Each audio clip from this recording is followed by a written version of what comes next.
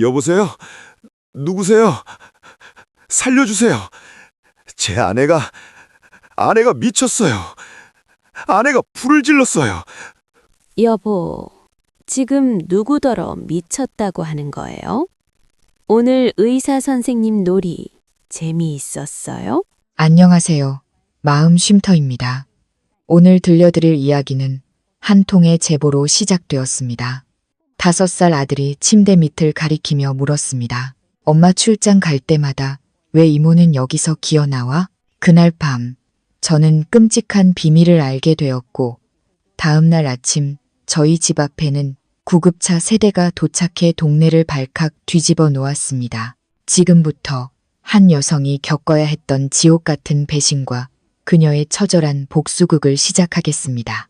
인천 공장에서 출발한 출장 복귀 차량이 분당의 고급 타운하우스 단지 앞에 저를 내려주었을 때 시계는 밤 9시를 간 넘기고 있었습니다. 저는 작은 캐리어를 끌며 차에서 내렸습니다.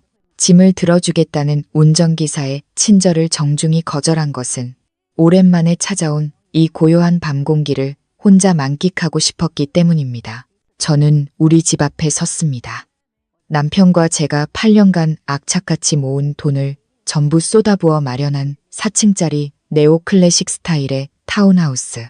2층 침실, 창문 커튼 틈으로 새어나오는 따뜻한 노란 불빛이 제 마음을 부드럽게 녹여주었습니다. 지난 3일간 신약 생산 라인을 감독하며 쌓인 피로가 눈 녹듯 사라지는 기분이었습니다. 누가 봐도 저는 성공한 여자였습니다. 대형 제약회사의 R&D 팀장이라는 안정적인 직업, 무역회사 대표인 듬직한 남편, 그리고 사랑스러운 아들까지. 저는 열쇠를 자물쇠에 넣고 최대한 소리 나지 않게 조용히 문을 열었습니다. 1층 거실은 어두웠고 오직 수족관의 푸른 조명만이 벽에 부딪혀 일렁이는 그림자를 만들고 있었습니다. 남편의 고향 후배이자 저희 집 가사도우미인 소희 씨는 하루 종일 집안일에 시달린 후 벌써 자기 방으로 들어간 모양이었습니다. 저는 나무 계단을 소리 없이 올랐습니다. 남편의 서재를 지나칠 때 문틈으로 불빛이 새어나오고 있었습니다.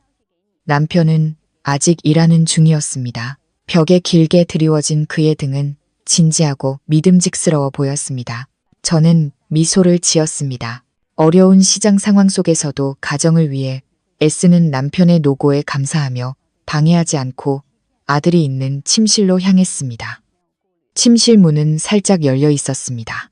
커다란 침대 한가운데에 제 아들 민호가 몸을 동그랗게 말고 고른 숨을 내쉬고 있었습니다. 녀석은 아무리 새 것을 사줘도 낡고 해진 곰인형만은 절대 손에서 놓지 않았습니다. 저는 조용히 가방을 의자에 내려놓고 시원한 실크 잠옷으로 갈아입은 뒤 침대에 올랐습니다. 아들의 작은 몸에서 전해져 오는 따스함에 온몸의 긴장이 풀리는 것 같았습니다. 아들의 이마에 가볍게 입을 맞추고 씻기 전에 잠시 눈을 붙이려던 참이었습니다. 그때 민호가 몸을 뒤척였습니다. 크고 까만 눈이 저를 향해 깜빡였습니다. 아직 깊이 잠들지 않았거나 제 몸의 찬 기운에 놀라 깬 모양이었습니다. 민호가 눈을 비비며 잠긴 목소리로 말했습니다. 엄마, 오셨어요? 저는 아들의 머리를 쓰다듬으며 속삭였습니다. 응, 엄마 왔어. 우리 민호, 어서 자야지. 하지만 아이는 바로 눈을 감지 않고 어두운 허공을 멍하니 바라보았습니다. 그러다 갑자기 녀석은 제 쪽으로 몸을 돌려 작은 손가락으로 침대 밑을 가리켰습니다. 침대보는 바닥까지 길게 늘어져 그 안을 완벽하게 가리고 있었습니다. 아들의 순진한 질문이 고요한 공간을 갈랐지만 그 내용은 제 온몸을 얼어붙게 만들기 충분했습니다. 엄마, 근데 왜 엄마 출장 갈 때마다 소희 이모는 항상 여기서 기어 나와? 저는 순간 숨을 멈췄습니다. 제가 잘못 들었나 싶었습니다. 심장이 쿵 내려앉았다가 이내 미친 듯이 뛰기 시작했습니다.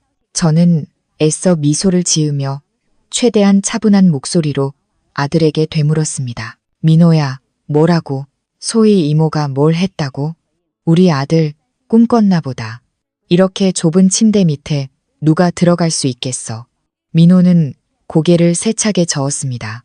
5살 아이의 얼굴에는 자신이 진실을 말하고 있음을 증명하려는 듯 비장함마저 서려 있었습니다. 아이는 제 옷소매를 잡아당기며 누가 들을세라 속삭였습니다. 구만이야. 소희 이모가 저기서 나와서 아빠랑 병원놀이 한단 말이야.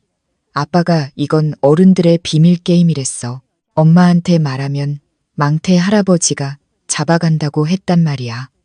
제 귀가 먹먹해졌습니다. 주변의 모든 소리가 사라지고 아들의 끔찍한 말만이 머릿속을 맴돌았습니다. 병원놀이, 비밀게임. 그 단어들이 날카로운 바늘이 되어 제 뇌를 찔렀습니다. 저는 벌떡 일어나 앉아 이탈리아에서 직수입한 최고급 원목 침대를 내려다 보았습니다. 2년 전 남편이 풍수지리와 제 척추 건강에 좋지 않다며 굳이 바꾸자고 주장했던 바로 그 침대였습니다. 남편은 직접 주문하고 설치 기사들을 감독하며 이 침대가 얼마나 견고하고 품격 있는지 입이 닳도록 칭찬했었습니다. 침대는 바닥에 딱 붙는 박스형 디자인으로 사방이 막혀 있어 너무 무거운 탓에 옮겨서 청소할 생각은 꿈에도 못하고 휴대용 청소기로 틈새만 겨우 청소하곤 했습니다. 등골을 타고 오르는 막연하지만 차가운 공포가 온몸으로 퍼져나갔습니다. 출장에서 돌아올 때마다 침대 시트가 갓 세탁한 것처럼 향긋했고 평소보다 섬유유연제 냄새가 유독 진했던 기억이 떠올랐습니다. 다른 냄새를 감추기 위함이었을까요? 제가 갑자기 주방에 들어설 때마다 당황하며 시선을 피하던 소희 씨의 눈빛, 그리고 매일 밤 서재에서 바쁘다던 남편의 모습까지, 설마 내가 매일 밤 잠드는 이 안락한 매트리스 아래에 한 여자의 가장 신성한 행복의 공간에 이토록 더러운 비밀이 숨겨져 있었던 걸까요? 저는 어느새 다시 잠든 아들을 보며 이불 끝을 무의식적으로 꽉 움켜쥐었습니다. 새벽 1시가 거의 다 되어서야 남편이 조심스럽게 방으로 들어왔습니다. 그는 지난 8년간 그래왔듯 습관처럼 제 옆에 누워 허리를 감싸 안았습니다. 저는 깊이 잠든 척 숨소리를 고르게 유지하려 애썼습니다. 어둠 속에서 남편이 제 머리카락에 가볍게 입을 맞추며 다정하게 속삭이는 소리가 들렸습니다. 잘 자, 여보. 예전 같았으면 행복하게 미소 지으며 그의 품에 더 깊이 파고들었겠지만 지금 그 말은 소름 끼치도록 역겹고 위선적으로 들렸습니다. 다음 날 아침, 저는 환절기 때문에 두통이 심하다는 핑계로 회사에 병가를 냈습니다. 남편은 걱정스러운 얼굴로 제 이마를 짚어보고 이것저것 당부한 뒤에야 서류 가방을 들고 출근했습니다. 소희 씨 역시 재빨리 민호의 아침을 챙겨 유치원에 데려다 주었습니다. 그녀의 오토바이 소리가 철문 너머로 완전히 사라지자 집안은 완벽한 정적에 휩싸였습니다. 저는 벌떡 일어나 침실 문을 잠갔습니다. 심장이 터질 듯이 뛰었습니다. 저는 증거도 없이 남편에게 따져 묻거나 머리채를 잡는 그런 유치한 여자가 아니었습니다. 저는 연구실에서 가져온 업무용 가방을 뒤져 전문가용 자외선 손전등과 소형 적외선 열 감지기를 꺼냈습니다. 원래는 공장에서 화학물질 누출이나 생물학적 흔적을 검사할 때 쓰는 장비들이었습니다. 저는 자외선 손전등으로 거대한 원목 침대의 모서리를 따라 샅샅이 비추기 시작했습니다. 보라색 빛이 번쩍이는 바니시 위를 훑으며 나무의 결 하나하나를 살폈습니다. 침대의 세면에서는 아무런 이상도 발견되지 않았습니다. 하지만 가장 구석지고 눈에 띄지 않는 침대 헤드가 벽에 붙은 부분을 비췄을 때 저는 마룻바닥에서 아주 미세한 긁힌 자국을 발견했습니다. 마치 무거운 물체가 일정한 궤도를 따라 반복적으로 움직이며 생긴 마찰 흔적처럼 보였습니다. 저는 열 감지기를 꺼내 침대 밑 공간을 스캔했습니다. 화면에는 주변 바닥과 미세하게 다른 온도 분포가 나타났습니다. 아래의 빈 공간이나 공기에 흐름이 있다는 신호였습니다. 제 직감이 맞았다는 확신이 들었습니다. 저는 산업용 내시경 카메라를 꺼냈습니다. 끝에 초소형 카메라가 달린 긴 케이블로 아주 좁은 틈새도 파고들 수 있는 장비였습니다. 저는 육안으로는 절대 볼 수 없는 침대 깔판과 프레임 사이의 작은 틈으로 카메라를 밀어 넣었습니다. 카메라와 연결된 스마트폰 화면에 어둠 속 희미한 영상이 나타나기 시작했습니다. 카메라 끝에 달린 LED 조명을 켜자 저는 비명을 지르지 않기 위해 손으로 입을 막아야 했습니다. 두꺼운 매트리스와 고급스러운 갈비살 깔판 아래는 평범한 시멘트 바닥이 아니었습니다. 그곳에는 극도로 정교하게 설치된 유압식 리프트 시스템이 번쩍이고 있었습니다. 침대 및 바닥의 일부가 교묘하게 절단되어 자동 승강 장치 위에 놓여 있었던 겁니다. 스위치만 누르면 침대 깔판과 가짜 바닥 전체가 옆으로 미끄러지거나 아래로 내려가면서 아래층으로 향하는 비밀 통로가 열리는 구조였습니다. 저는 이 집의 구조를 떠올리며 소름이 돋았습니다. 우리 부부의 침실 바로 아래는 남편이 와인 저장고라고 부르던 작은 방이었습니다. 그는 와인은 온도와 습도에 민감해 엄격한 관리가 필요하다며 방음제로 벽을 마감하고 지문 인식 잠금 장치까지 설치해 열쇠를 혼자만 가지고 다녔습니다. 낯선 사람이 드나들면 와인을 망친다는 이유였습니다. 저는 카메라 케이블을 조종해 가짜 바닥 틈새로 더 깊이 밀어넣어 아래층 방을 엿보았습니다. LED 불빛이 방 한 구석을 비췄습니다. 와인 선반은 없었습니다. 대신 와인색 실크 시트가 깔린 더블 침대와 벨벳으로 감싼 기묘한 형태의 의자, 그리고 침대 옆 작은 테이블 위에는 뜯어진 콘돔 포장지와 기괴한 성인용품 몇 개가 널브러져 있었습니다. 하지만 제 피를 얼어붙게 한 것은 그 더러운 외도의 증거들이 아니었습니다. 카메라가 테이블 위를 훑다가 마시다만 와인병 옆에 놓인 서류 뭉치에서 멈췄습니다. 영상이 조금 흐릿했지만 저는 유명 생명보험사의 익숙한 로고와 서류 첫 장에 굵은 글씨로 인쇄된 생명보험 계약서라는 글자를 알아볼 수 있었습니다. 피보험자 이서연. 귀가 먹먹해지고 등골을 따라 에어컨 바람보다 더 차가운 한기가 흘렀습니다. 이서연은 제 이름입니다. 왜 내 생명보험 계약서가 이 비밀스러운 쾌락의 방에 있는 거지? 그리고 왜 나는 이런 서류에 서명한 기억이 전혀 없는 거지? 저는 카메라를 빼내며 손을 너무 심하게 떨어 하마터면 스마트폰을 놓칠 뻔했습니다. 저는 차가운 바닥에 주저앉아 침대에 등을 기댔습니다. 이제야 깨달았습니다. 이곳은 행복의 보금자리가 아니라 우리 모자를 집어삼키려 입을 벌리고 있는 어두운 음모를 감춘 관뚜껑이었습니다. 육체적 배신은 거대한 빙산의 일각에 불과했습니다. 남편은 단순한 불륜을 저지르고 있는 게 아니었습니다.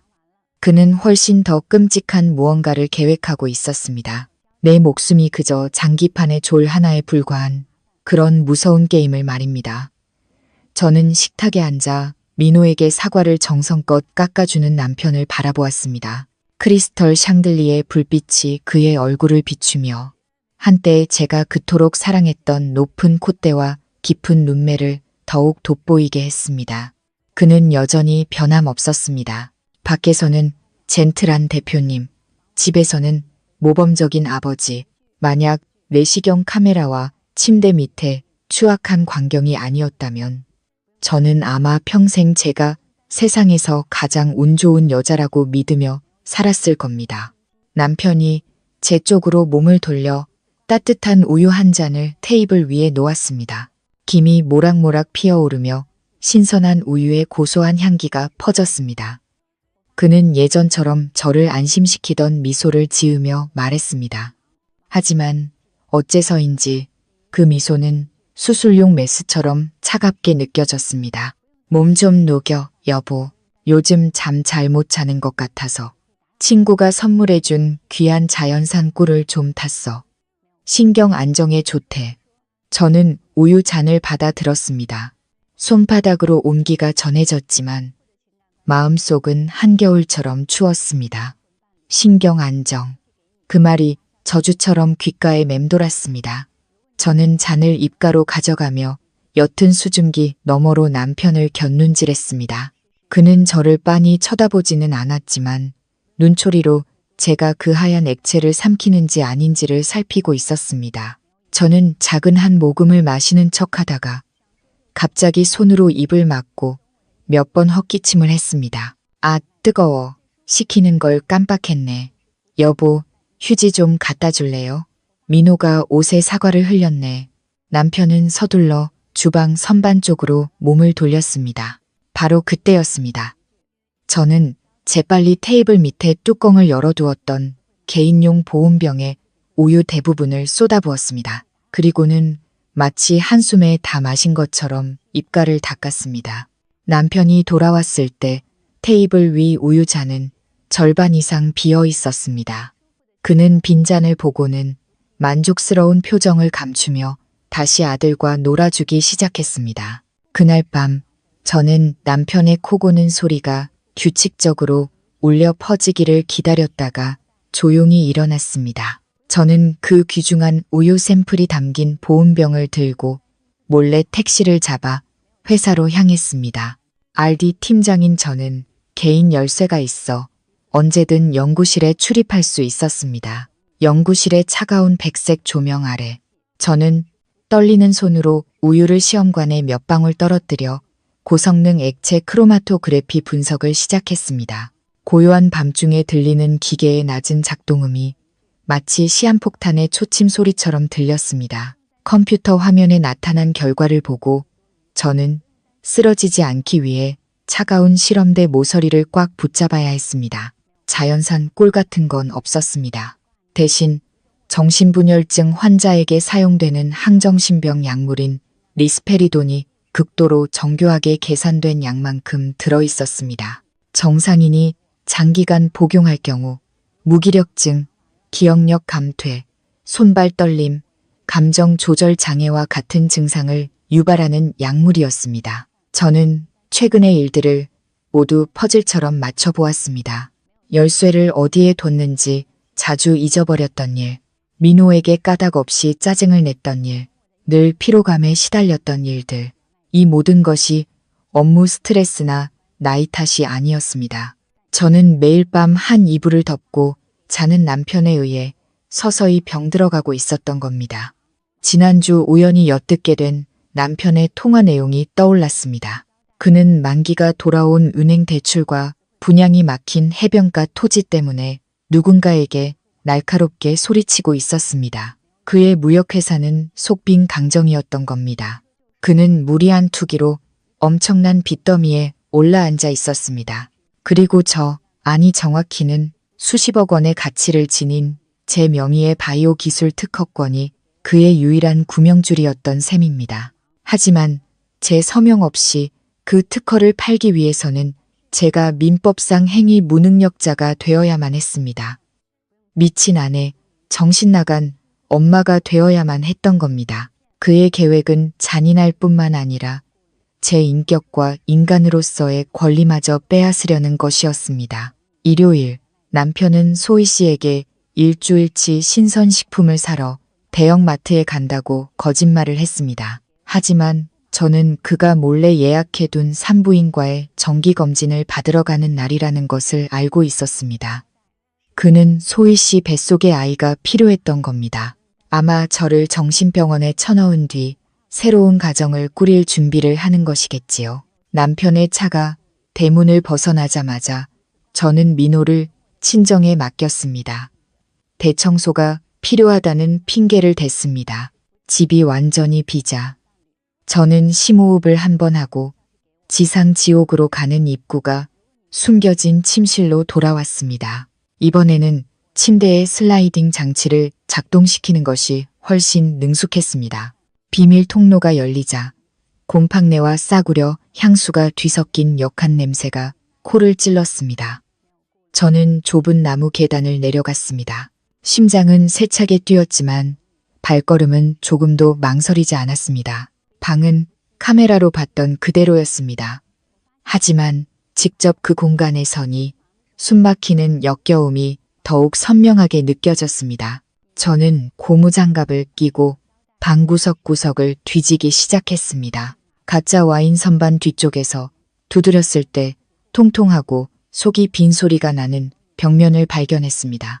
나무판을 뜯어내자 벽 안에 숨겨진 작은 금고가 나타났습니다. 전자식 금고였습니다. 비밀번호는 몰랐지만 연구실 경험 덕분에 흔적을 찾는 방법은 알고 있었습니다. 저는 가방에서 매끄러운 표면의 지문을 찾는 데 쓰이는 형광 분말과 자외선 손전등을 꺼냈습니다.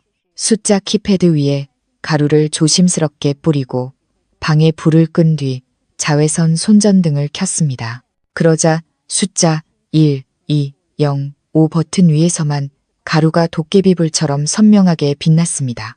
1205, 12월 5일, 우리의 결혼기념일이었습니다. 저는 씁쓸하게 웃었습니다. 굳게 닫힌 지하실에서 제 웃음소리는 울음소리처럼 공허하게 울려 퍼졌습니다. 그는 가장 신성한 기념일을 배신의 비밀을 잠그는 데 사용했던 겁니다. 이보다 더 잔인한 조롱은 없을 겁니다. 삑 하는 건조한 소리와 함께 금고가 열렸습니다. 안에는 현금이나 귀금속은 없었고 두툼한 서류 뭉치만 들어 있었습니다. 저는 떨리는 손으로 한 장 한 장 넘겨보았습니다. 살인적인 이자율의 사채 계약서들, 총액은 수십억 원에 달했습니다. 지금 우리가 사는 이 집의 담보대출 서류도 있었습니다. 제 서명을 위조해 은행에 제출하고 대출 실행만 기다리는 중이었습니다. 그리고 가장 밑에는 제가 청춘을 바쳐 연구한 바이오 기술 특허권의 소유권 이전 서류가 있었습니다. 양수인은 우리 그룹의 최대 경쟁사이자 숙적 관계인 제약회사였습니다. 남편은 저를 팔아넘긴 것이었습니다. 감정뿐만 아니라 제 지성과 땀, 눈물, 그리고 제 경력까지 모두 팔아넘겨 자신의 어리석은 탐욕이 남긴 빚을 갚으려 했던 겁니다. 그는 저를 젖소 취급했습니다. 마지막 한 방울까지 짜낸 뒤 도살장으로 끌고 갈 계획이었던 겁니다. 저는 모든 서류를 사진으로 찍어두고 모든 것을 원래대로 정리했습니다. 금고 문을 닫는 순간 남편을 믿고 사랑했던 순진한 여자는 이 지하실에서 완전히 죽어버렸다는 것을 느꼈습니다. 이곳을 나서는 저는 더 이상 어제의 이서연이 아니었습니다. 저는 제 아이를 지켜야 하는 엄마이자 제 명예를 지켜야 하는 과학자였습니다. 월요일 이른 아침, 저는 다시 연구실로 향했습니다. 하지만 평소처럼 일하기 위함이 아니었습니다. 제 머릿속에는 오직 하나의 공식, 응징의 공식만이 존재했습니다. 저는 식물 표본 보관함을 열어 과거 자연 유래, 자극성 물질 연구를 위해 수집해 두었던 콩나무 가루가 든 작은 상자를 꺼냈습니다. 이 가루는 극소량만 피부에 닿아도, 특히 땀이나 열로 모공이 열렸을 때 미치도록 가려운 발진을 유발합니다. 긁으면 긁을수록 퍼져나가 마치 수천 마리의 불개미가 피부 밑을 기어다니는 듯한 고통을 줍니다. 저는 이 가루를 조심스럽게 추출하고 정제하여 무색무취의 초미세 분말과 섞었습니다. 현미경으로 보니 이 작은 입자들은 보이지 않는 유리 조각처럼 날카로워 보였습니다. 저는 완성된 가루를 작은 후추통에 담아 천연 조미료라는 라벨을 붙여 가방에 넣었습니다.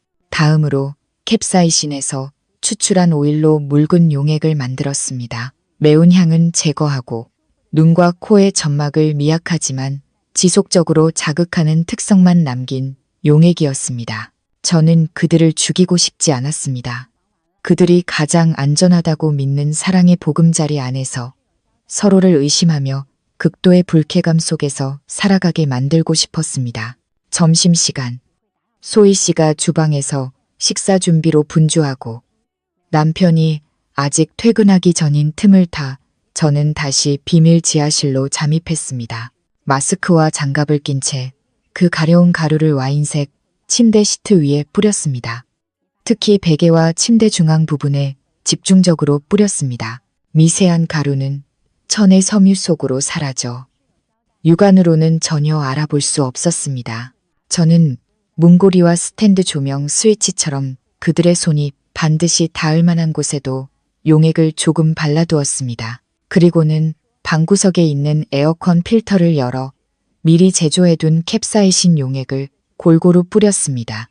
에어컨이 작동하면 차가운 바람을 타고 보이지 않는 자극성 입자들이 퍼져나가 눈을 따갑게 하고 계속 재채기를 유발할 것이었습니다. 모든 일을 마친 뒤 저는 흔적을 깨끗이 지우고 침실로 올라와 비밀 통로를 닫았습니다. 거울 앞에 서서 머리를 정돈하고 붉은 립스틱을 덧발랐습니다. 사람들은 화학을 연구하는 여자는 건조하고 시험관과 데이터밖에 모를 거라고 말합니다. 하지만 그들은 독약과 치료제가 때로는 양과 사용 목적에 따라 한 끗 차이라는 사실을 잊고 있습니다. 남편은 저를 미친 여자로 만들고 싶어 했습니다. 그렇다면 저는 그의 안락한 쾌락의 삶을 끝나지 않는 가려운 악몽으로 만들어줄 참이었습니다. 이틀 후 저의 생화학전은 효과를 발휘하기 시작했습니다. 저녁 식사 시간, 저는 소희 씨가 계속 몸을 뒤틀며 몰래 손을 목과 팔에 가져가 긁는 것을 목격했습니다. 식당 에어컨이 24도로 맞춰져 있었음에도 그녀의 얼굴은 붉게 상기되었고 땀이 송골송골 맺혀 있었습니다. 그녀가 순박한 척 즐겨 입던 개량, 한복 아래로 붉은 반점이 희미하게 보이기 시작했습니다. 저는 남편의 그릇에 생선 조림 한 조각을 덜어주며 다정한 목소리로 말했지만 시선은 소희 씨에게 고정되어 있었습니다. 소희 씨, 얼굴이 왜 그렇게 빨개? 환절기 알레르기인가? 요즘 채소에 이상한 벌레가 많다던데. 소희 씨는 깜짝 놀라 젓가락을 식탁에 떨어뜨리며 더듬거렸습니다. 아퇴뇨, 사모님. 그냥 주방이 더워서 조금 가려운 것뿐이에요. 그녀는 고개를 푹 숙인 채 저를 쳐다보지 못했습니다. 저는 그녀가 무엇을 두려워하는지 알았습니다. 시골에서 갓 상경한 의학 지식이 부족한 여자가 주인의 남편과 몰래 관계를 맺고 있는 상황. 그녀에게 가장 큰 공포는 성병일 것입니다. 민감한 부위까지 가려워지자 그 공포는 더욱 커졌을 겁니다. 옆에 앉은 남편의 상태도 별반 다르지 않았습니다. 그의 눈은 충혈되었고 수시로 눈을 비볐으며 눈물이 찔끔찔끔 흘렀습니다.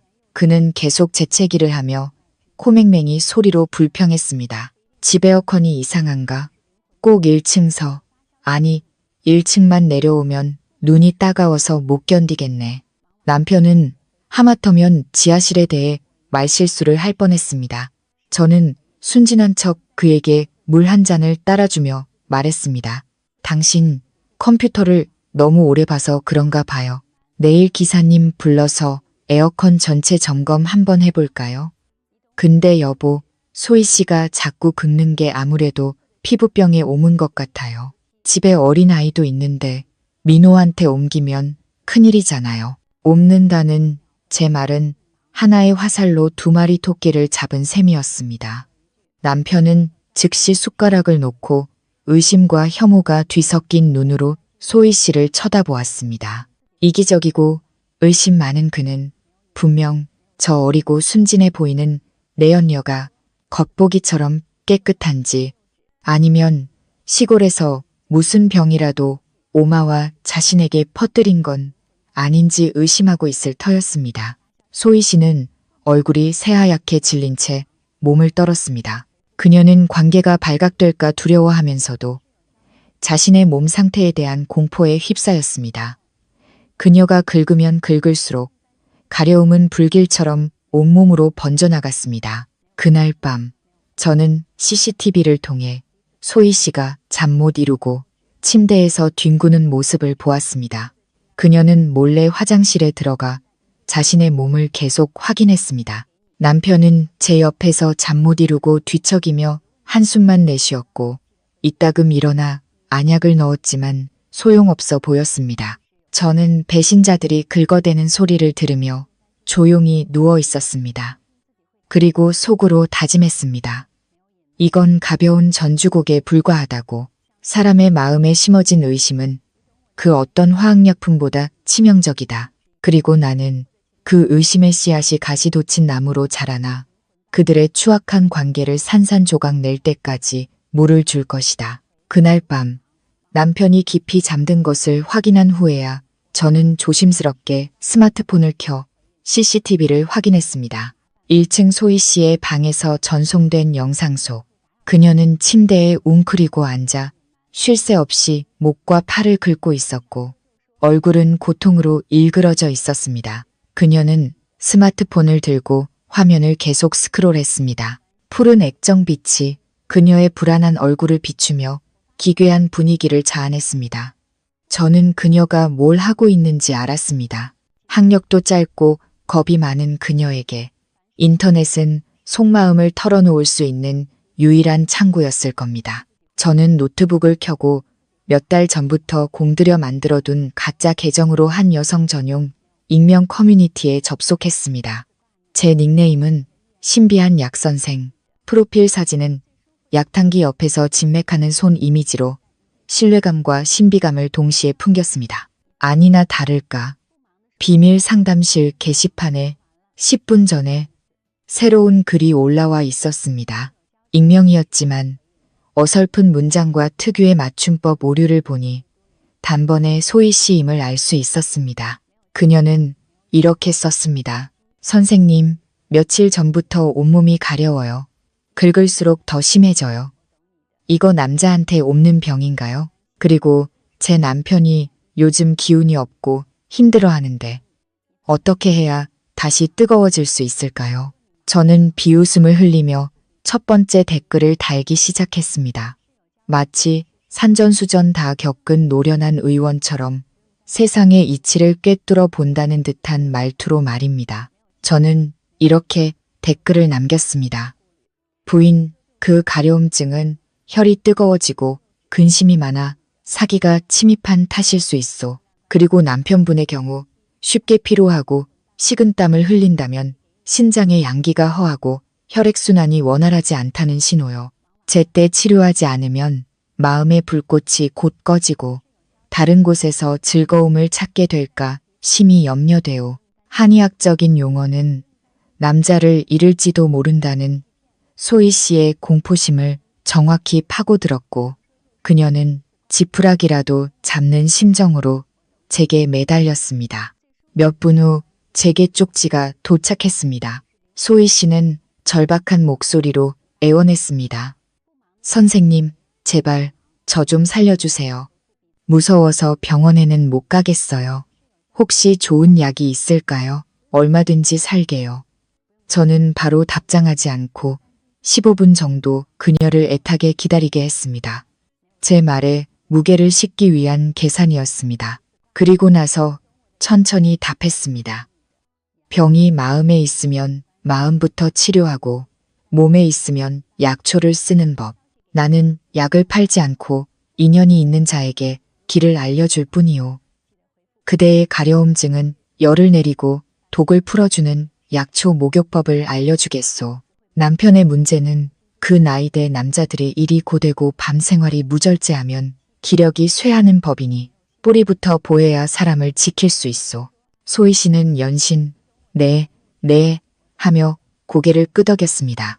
그녀는 남편이 요즘 부쩍 짜증이 늘고 잠결에 자주 놀라며 잠자리도 형식적으로 변했다고 하소연했습니다. 그녀는 남편의 피로가 빚더미에 짓눌린 스트레스 때문이라는 사실을 꿈에도 몰랐습니다. 저는 결정적인 한 문장을 입력했습니다.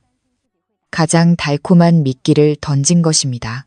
내게는 맹호단이라 불리는 비방이 있어 기력 쇠약을 치료하고 남자를 호랑이처럼 강하게 만들어주는 명약이지. 하지만 약효가 매우 강하니 신중하고 꾸준히 사용해야 하오. 한번 시험해 보겠소? 화면 너머 소희 씨가 환하게 웃는 얼굴이 그려졌습니다. 그녀는 즉시 답장을 보내왔습니다. 네, 하고 싶어요. 선생님, 제발 도와주세요. 평생 은혜 잊지 않을게요. 순진한 그녀는 자신이 곧 받게 될 맹호다니 두 배신자를 혼미의 세계로 보내는 편도 티켓이라는 사실을 전혀 알지 못했습니다. 소희 씨의 절대적인 신뢰를 얻은 후 저는 그녀에게 약 제조법을 보내주었습니다. 소희 씨는 신비한 약 선생의 말을 맹신하며 그대로 따랐습니다. 그녀는 몰래 약을 사서 가루로 만든 뒤 밤늦게까지 일하는 사장님 몸보신을 시켜준다는 명목으로 남편에게만 따로 끓여주는 한방 보양탕에 섞었습니다. 저는 카메라를 통해 소희 씨가 김이 모락모락 나는 탕 그릇을 들고 지하실로 내려가는 모습을 보았습니다. 마치 왕에게 불로장생의 성수를 바치는 듯한 환희에 찬 표정이었습니다. 남편은 탕을 받아 후루룩 마시며 요즘 소희 씨 요리 솜씨가 늘었다고 자기 건강까지 챙겨줄 줄 안다고 칭찬했습니다. 그는 그 달콤한 탕, 한 숟갈, 한 숟갈이 자신의 마지막 남은 이성을 갉아먹고 있다는 사실을 전혀 몰랐습니다. 보약을 먹은 지 이틀 만에 남편에게 이상한 증세가 나타나기 시작했습니다. 식사 중에 젓가락을 자주 떨어뜨렸고 눈은 흐리멍덩했으며 이따금 누가 부르는 것처럼 깜짝 놀라 뒤를 돌아보곤 했습니다. 한 번은 거실에서 TV를 보다가 갑자기 가슴을 부여잡고 식은땀을 비오듯 흘리며 새파랗게 질렸습니다. 저는 깜짝 놀란 척 달려가 그를 부축했습니다. 여보, 왜 그래요? 혈압이 또 올라갔나? 혈압계 가져올까요? 남편은 제 손을 뿌리치며 거친 숨을 몰아쉬었습니다. 아, 아냐, 그냥 좀 피곤해서 그래. 시끄럽게 하지 마. 머리 아파. 그는 혈액에서 이상한 성분이 검출될까 두려워 병원에 갈 엄두를 내지 못했습니다. 그리고 더 중요하게는 자신의 몸이 자신을 배신하고 있다는 의심을 하기 시작했습니다. 한편 소희 씨는 남편의 이상 증세를 보면서도 약물의 초기 흥분 작용 때문에 잠자리가 더 강렬해지자 신비한 약 선생의 신통력을 더욱 굳게 믿었습니다. 그녀는 제게 연신 감사 쪽지를 보내며 약의 양을 늘려도 되는지 물었습니다. 저는 차갑게 키보드를 두드렸습니다. 과유불급이라 했소. 허나 그 사람을 더 꽉 잡고 싶다면 아침에도 복용하게 해보시오. 웨스단. 소희 씨의 무지와 탐욕은 제가 그 배신자 남자의 목에 겨눌 가장 날카로운 칼이 되어주었습니다. 만기가 돌아온 대출금과 특허권 구매자의 압박으로 남편은 점점 인내심을 잃어가고 있었습니다. 그는 제가 행위 무능력자라는 증명서가 하루빨리 필요했습니다. 저는 그가 매일 밤 우유에 타는 하얀 가루의 양이 눈에 띄게 늘어난 것을 알아챘습니다. 예전처럼 전부 버리는 대신 저는 아주 소량만 마시기로 했습니다. 눈빛이 약간 흐릿해질 정도만. 하지만 이성은 온전히 유지할 수 있을 만큼만. 이제 제가 직접 이 비극적인 희극의 무대에 올라 그가 가장 바라는 역할, 바로 미친 아내를 연기할 때가 왔다는 것을 직감했습니다. 기회는 토요일 저녁에 찾아왔습니다. 남편이 중요한 사업 파트너 부부를 저녁 식사에 초대한 것입니다. 그들은 투자업계에서 영향력 있는 사람들이었고 남편은 흔들리는 자신의 신용을 회복하기 위해 행복한 가정의 이미지를 이용하고 싶어 했습니다. 파티는 완벽하게 준비되었습니다. 소희 씨는 온갖 산해진미를 나르며 분주하게 움직였습니다. 저는 검푸른 벨벳 원피스를 입고 가볍게 화장한 채 손님들과 대화를 나누었습니다. 처음에는 모든 것이 순조로웠습니다. 저는 남편의 이야기에 가끔 미소로 화답하며 조용하고 현숙한 아내 역할을 완벽하게 해냈습니다. 하지만 술 기운이 돌고 분위기가 무르익었을 때 저는 연기를 시작했습니다. 소희 씨가 김이 모락모락 나는 오리탕을 테이블에 내려놓는 순간 저는 갑자기 그녀를 쏘아보더니 탕 그릇을 마치 끔찍한 것이라도 본 것처럼 뚫어지게 쳐다보았습니다. 저는 탕 그릇을 손가락으로 가리키며 떨리는 목소리로 외쳤습니다. 왜 피가 있어? 너 날 죽이려는 거지? 침대 밑에 귀신이 있어. 그 귀신이 올라와서 탕에 독을 탔어. 식탁에 앉은 모든 사람이 얼어붙었습니다. 파트너의 아내는 숟가락을 바닥에 쨍그랑하고 떨어뜨렸습니다. 남편은 얼굴이 새하얘지더니 황급히 일어나 제 어깨를 붙잡았습니다. 그는 애써 침착한 척했지만 당황한 기색이 역력했습니다. 서연아, 왜 그래? 피곤해서 그래. 이건 그냥 오리탕이야. 무슨 피가 있다고 그래. 저는 남편의 손을 거칠게 뿌리치고 벌떡 일어섰습니다. 그 바람에 와인잔이 엎어져 새하얀 식탁보 위로 붉은 와인이 진짜 핏자국처럼 번져나갔습니다. 저는 머리를 감싸쥐고 날카롭게 비명을 지른 뒤 식탁 밑으로 기어들어가 웅크리고 앉아 벌벌 떨었습니다. 나 잡아가지 마. 주사 놓지 마. 민호야, 엄마 좀 구해줘. 아빠는 악마야. 거실에서 놀고 있던 민호가 엄마의 비명소리에 놀라 울음을 터뜨리며 달려와 저를 껴안았습니다. 아들이 겁에 질린 모습을 보니 가슴이 찢어지는 것 같았지만 저는 연기를 계속해야만 했습니다. 저는 아들을 살짝 밀어내고 초점 없는 눈으로 허공을 바라보았습니다. 민호가 아니야. 넌 누구야? 저리 가. 남편은 황급히 민호를 안아 소희 씨에게 넘겨 다른 곳으로 데려가게 한 뒤 비참한 남편의 얼굴로 손님들에게 변명했습니다. 죄송합니다. 두 분 정말 실례가 많았습니다. 아내가 요즘 정신적으로 좀 불안정해서 의사 말이 산후 우울증이 재발한 데다 업무 스트레스까지 겹쳐서 망상 증세가 있다고 하더군요. 제가 어떻게든 치료해보려 노력 중입니다만 파트너는 저를 안쓰럽게 쳐다보며 고개를 저었습니다. 어휴, 박 대표, 좋은 집에 살아도 부인이 저러면 마음고생이 심하겠구먼.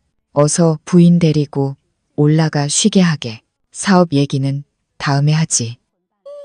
침실 문이 닫히자 남편이 안도의 한숨을 내쉬는 소리가 들렸습니다. 그는 침대에 가만히 누워있는 저를 보며 한쪽 입꼬리를 올려 비웃었습니다. 그는 제가 정말 미쳤다고 생각하는 듯 했습니다. 그리고 오늘의 소동은 저를 정신병원에 쳐넣을 가장 확실한 증거가 될 것이었습니다. 다음 날 아침, 남편은 말끔하게 차려입었지만 회사 대신 제 건강검진을 시켜주겠다며 저를 데리고 나섰습니다.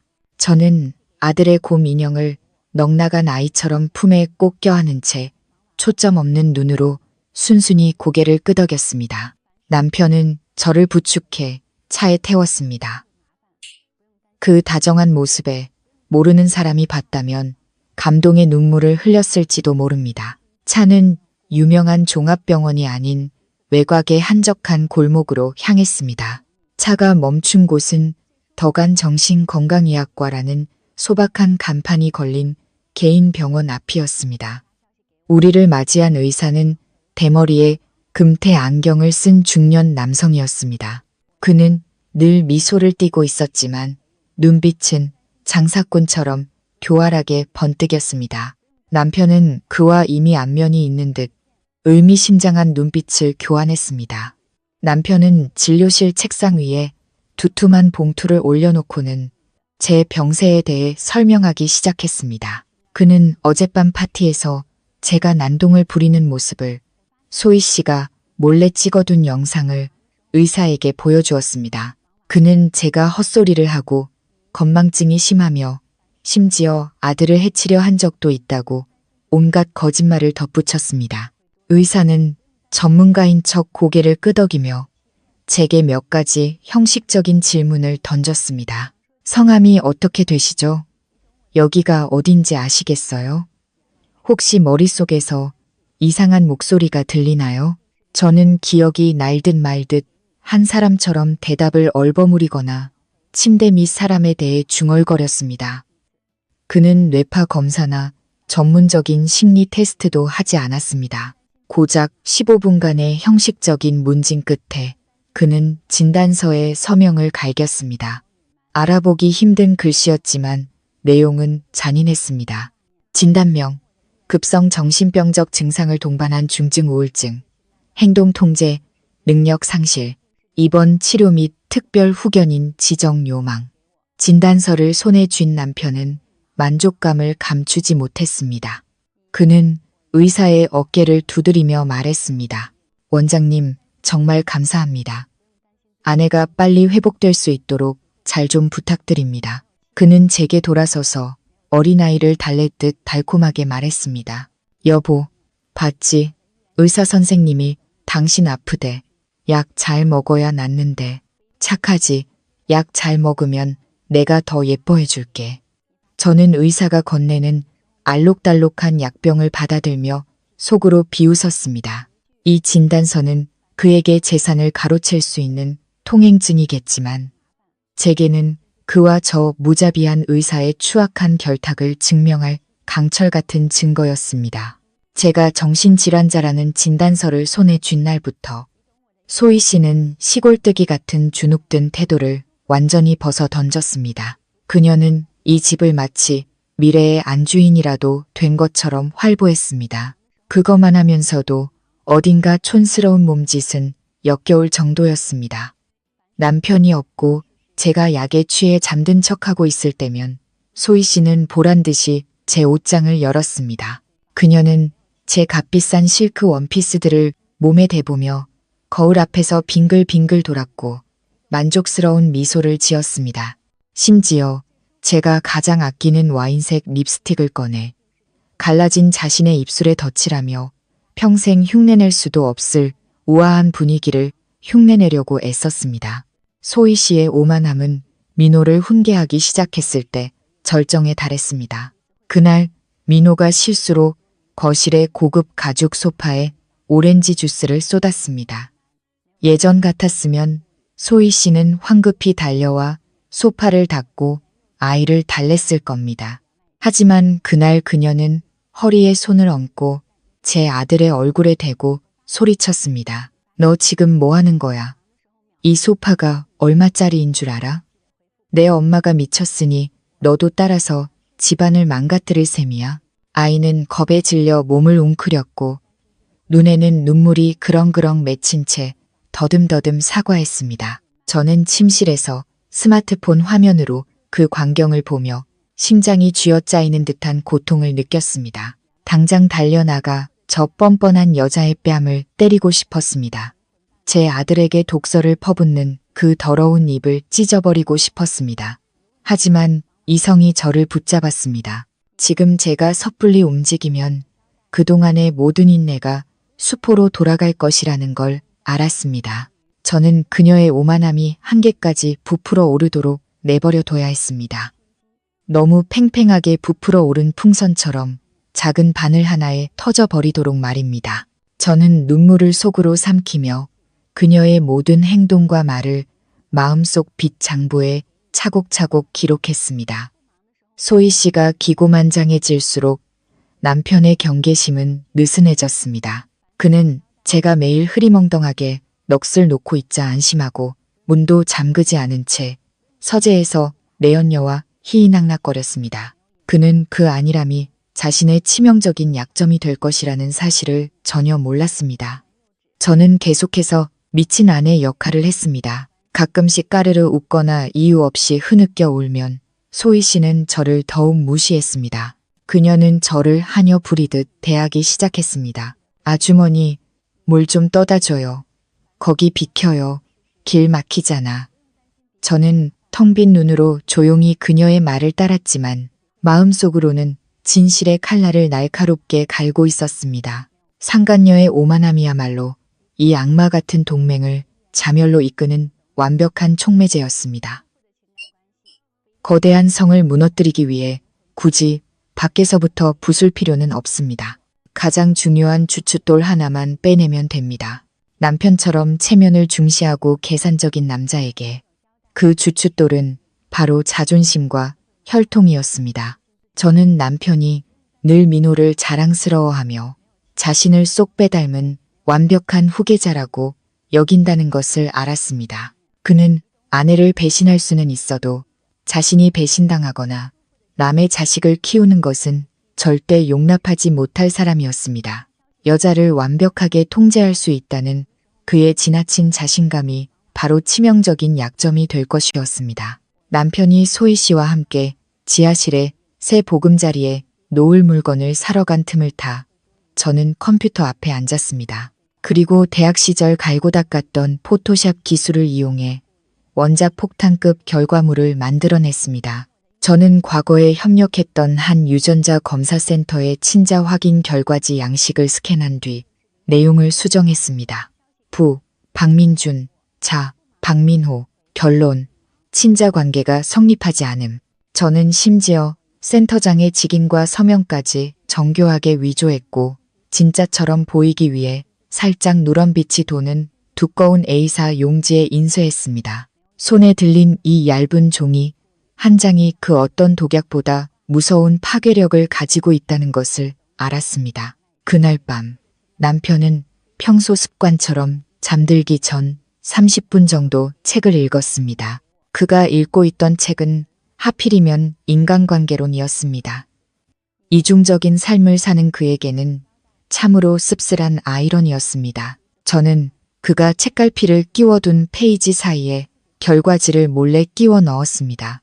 그리고 그가 침대 옆 테이블에서 책을 집어드는 순간 결과지가 바로 떨어지도록 각도를 맞춰 놓았습니다. 그리고는 물 한 모금을 마시고 침대에 누워 연기를 시작했습니다. 저는 이불을 머리끝까지 뒤집어 쓰고 마치 오한이 온 것처럼 몸을 떨며 의미 없는 말들을 중얼거렸습니다.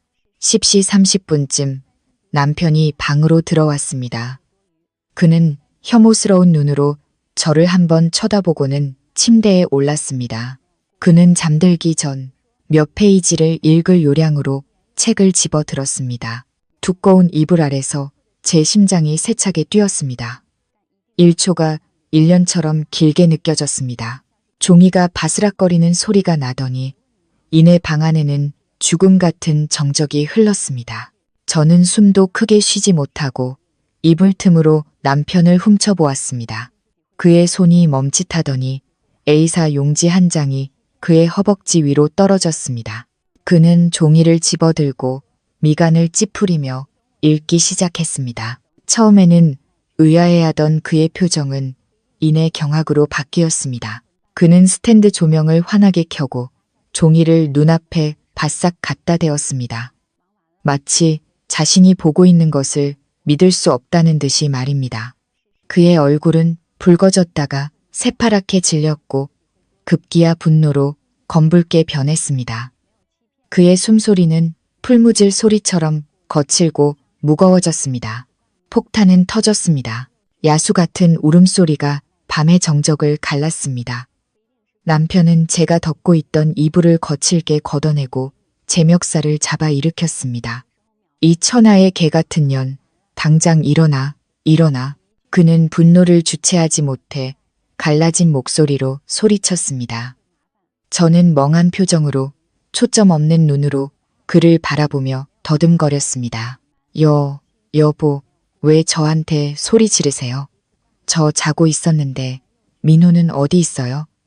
그는 제 얼굴에 결과지를 들이밀며 부들부들 떨었습니다. 이거 봐. 이게 뭔지 설명해봐. 민호, 대체 누구 자식이야? 내가 8년 동안 내년들 먹여 살렸더니 감히 내 뒤통수를 쳐? 그는 제 뺨을 세차게 후려쳤습니다. 입안에서 비릿한 피맛이 느껴졌지만 아프지 않았습니다. 오히려 통쾌했습니다. 이 육체적 고통은 그가 제게 안겨준 고통에 비하면 아무것도 아니었습니다. 저는 얼굴을 감싸고 울기 시작했습니다. 하지만 용서를 비는 울음이 아니라 미친 사람의 넉나간 울음이었습니다. 무슨 소리예요? 민호는 당신 아들이잖아요. 아니지, 참.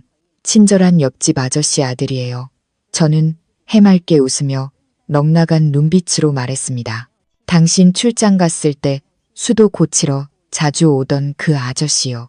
엄청 친절했어요. 사탕도 주고 돈도 줬어요. 제가 지어낸 어설픈 거짓말은 불에 기름을 붓는 격이었습니다. 남편은 이성을 잃었습니다. 그는 지적이고 단아했던 아내가 이렇게 저속한 말을 내뱉을 수 있다는 사실에 충격을 받은 듯 했습니다. 그의 머릿속에서 현모양처의 이미지는 산산조각 났고 그 자리에는 남편이 일하러 간 틈을 타 바람을 피운 난잡한 여자의 모습만이 남았습니다. 그는 제 머리채를 잡고 주먹을 치켜들었지만 이내 멈칫했습니다. 그는 저를 침대 위로 거칠게 밀치고는 상처 입은 짐승처럼 방 안을 서성였습니다. 그는 머리를 쥐어뜯으며 욕설을 중얼거렸습니다. 그는 제가 출장을 갔던 날들, 자신이 집을 비웠던 날들, 그리고 제가 그에게 냉담했던 순간들을 떠올렸습니다. 과거의 모든 기억이 의심이라는 렌즈를 통해 뒤틀리기 시작했습니다. 그는 제가 죄를 감추기 위해 미친 척을 하거나 혹은 양심의 가책 때문에 정말 미쳐버렸다고 생각하는 듯 했습니다. 어느 쪽이든 성공한 남자의 자존심은 무참히 짓밟혔습니다. 남편의 분노는 제게서 끝나지 않았습니다. 그는 모든 것을 병적인 의심의 눈으로 보기 시작했습니다. 8년간 함께 살아온 학식과 지위를 갖춘 아내마저 이렇게 뻔뻔하게 자신을 배신했는데 배운 것 없는 시골뜨기 가사도우미가 정숙하리라는 보장이 어디 있겠는가. 그는 소희 씨가 평소보다 늦게 장을 보고 오던 일, 혼자 스마트폰을 보며 실실 웃던 일들을 떠올렸습니다. 그의 타고난 의심 많은 성격에 제가 처방해준 약의 부작용까지 더해져 그는 극도의 망상에 사로잡혔습니다. 다음 날 아침, 소희 씨는 조심스럽게 아침 식사를 들고 방으로 올라왔습니다. 집안의 험악한 분위기를 감지한 그녀는 임신 소식으로 남자의 기분을 풀어줄 작정이었습니다. 그녀는 쟁반을 내려놓고 남편의 발치에 무릎을 꿇으며 애교 섞인 목소리로 말했습니다. 오빠, 왜 그래요? 아주머니 때문에 화내지 마요. 미친 사람인데 뭘 그래요. 제가 기분 좋은 소식 알려줄게요. 그녀는 남편의 손을 잡아 자신의 배 위에 올려놓으며 교태를 부렸습니다. 저 생리가 2주나 늦었어요. 테스트기 해봤는데 2줄 나왔어요. 우리 아들 생겼나 봐요, 오빠. 소희 씨는 남편이 기뻐하며 자신을 껴안고 행복한 미래를 약속해 줄 것이라고 생각했습니다. 하지만 남편의 반응은 그녀를 얼어붙게 만들었습니다. 그는 뜨거운 것이라도 만진 듯 손을 빼더니 칼날처럼 날카로운 눈으로 그녀를 쏘아보았습니다. 임신? 그거 네, 맞다는 보장 있어? 그의 질문은 소희 씨의 뺨을 때리는 것과 같았습니다. 그녀는 망연자실했습니다. 오, 오빠, 무슨 소리예요?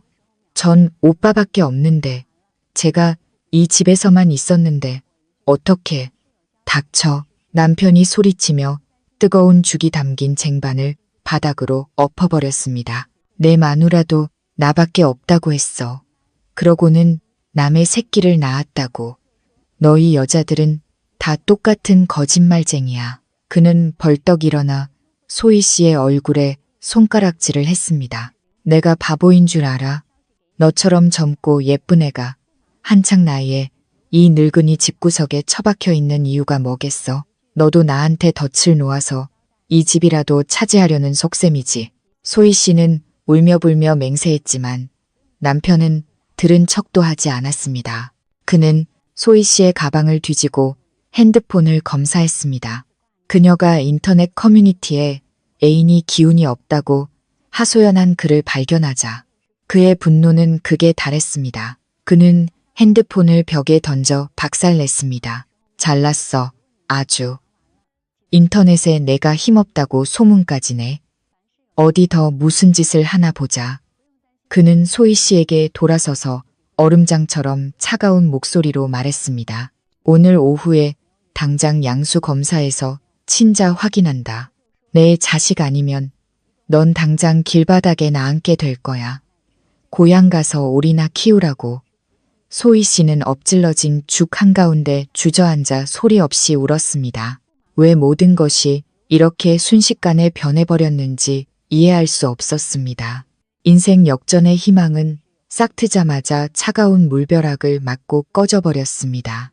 그동안 저는 2층 계단에 앉아 곰인형을 껴안은 채 제 눈앞에서 펼쳐지는 최고의 막장 드라마를 조용히 관람하고 있었습니다.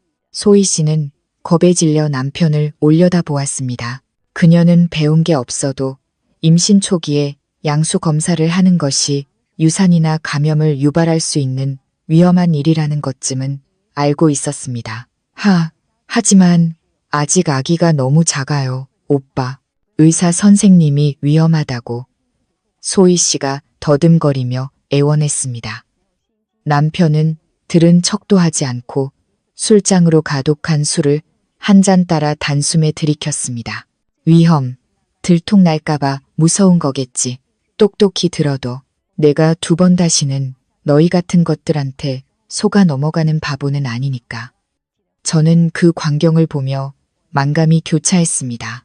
제 고통 위에서 부귀영화를 누리려 했던 두 배신자가 이제는 서로를 물어뜯고 있었습니다.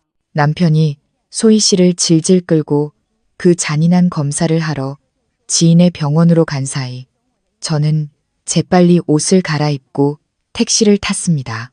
제가 향한 곳은 도심의 한적한 골목에 숨겨진 작은 카페였습니다. 제가 만나기로 한 사람은 대학 동창이자 지금은 경제범죄 수사팀의 베테랑 팀장이 된 진우였습니다. 진우는 구석진 자리에 앉아 있었습니다. 제 초췌한 모습을 본 그의 강직한 얼굴에 걱정이 서렸습니다. 저는 단도직입적으로 작은 검은색 USB를 테이블 위에 올려놓았습니다. 그 안에는 제가 그동안 수집한 모든 것이 담겨 있었습니다. 은행 거래 내역서, 사채 계약서부터 남편이 유령 보험 계약을 통해 자금을 세탁하고 재산을 빼돌리려 파트너와 모의한 녹음 파일까지. 진우는 USB를 노트북에 꽂았습니다. 수많은 데이터를 훑어보는 그의 짙은 눈썹이 찌푸려졌습니다. 모니터 불빛이 그의 얼굴을 비추며 심각한 표정을 더욱 도드라지게 했습니다. 한참의 침묵 끝에 진우는 안경을 벗고 제 눈을 똑바로 쳐다보며 낮은 목소리로 말했습니다. 서연아, 이 경제 범죄의 증거들은 아주 확실해.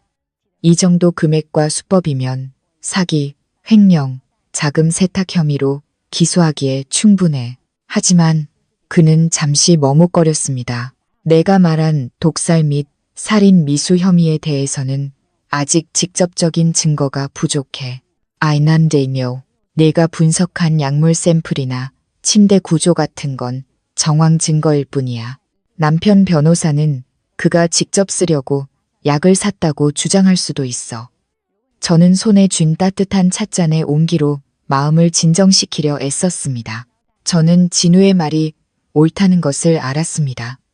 법은 추측이 아닌 명백한 증거를 요구합니다. 저는 흔들림 없는 눈으로 진우를 바라보았습니다. 알아. 그래서 내 도움이 필요해. 수사팀을 준비해줘. 24시간 안에 네가 원하는 걸 넘겨줄게. 남편과 그 여자의 입에서 직접 나오는 자백을.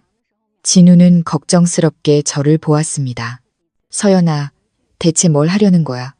너무 위험해. 그놈 지금 막다른 길에 몰렸어. 궁지에 몰린 쥐는 고양이를 무는 법이야. 저는 옅게 미소 지었습니다. 슬펐지만 결연한 의지가 담긴 미소였습니다. 위험한 짓 하는 거 아냐. 그냥 그들이 받아야 할 것을 돌려주는 것뿐이야. 날 믿어줘. 이 연극에는 결말이 필요하고 그 결말은 내가 쓸 거야. 저는 진우의 귀에 대고 오늘 밤의 계획을 상세히 속삭였습니다. 계획을 다 들은 진우의 얼굴에 놀라움이 스쳤다가 이내 단호한 끄덕임으로 바뀌었습니다. 그는 제 손을 힘껏 잡으며 힘을 실어주었습니다. 알았어. 팀원들을 내 집 근처에 배치해 둘게. 신호만 보내. 바로 진입할 테니까. 절대 무리하지 마. 계속 연락하고.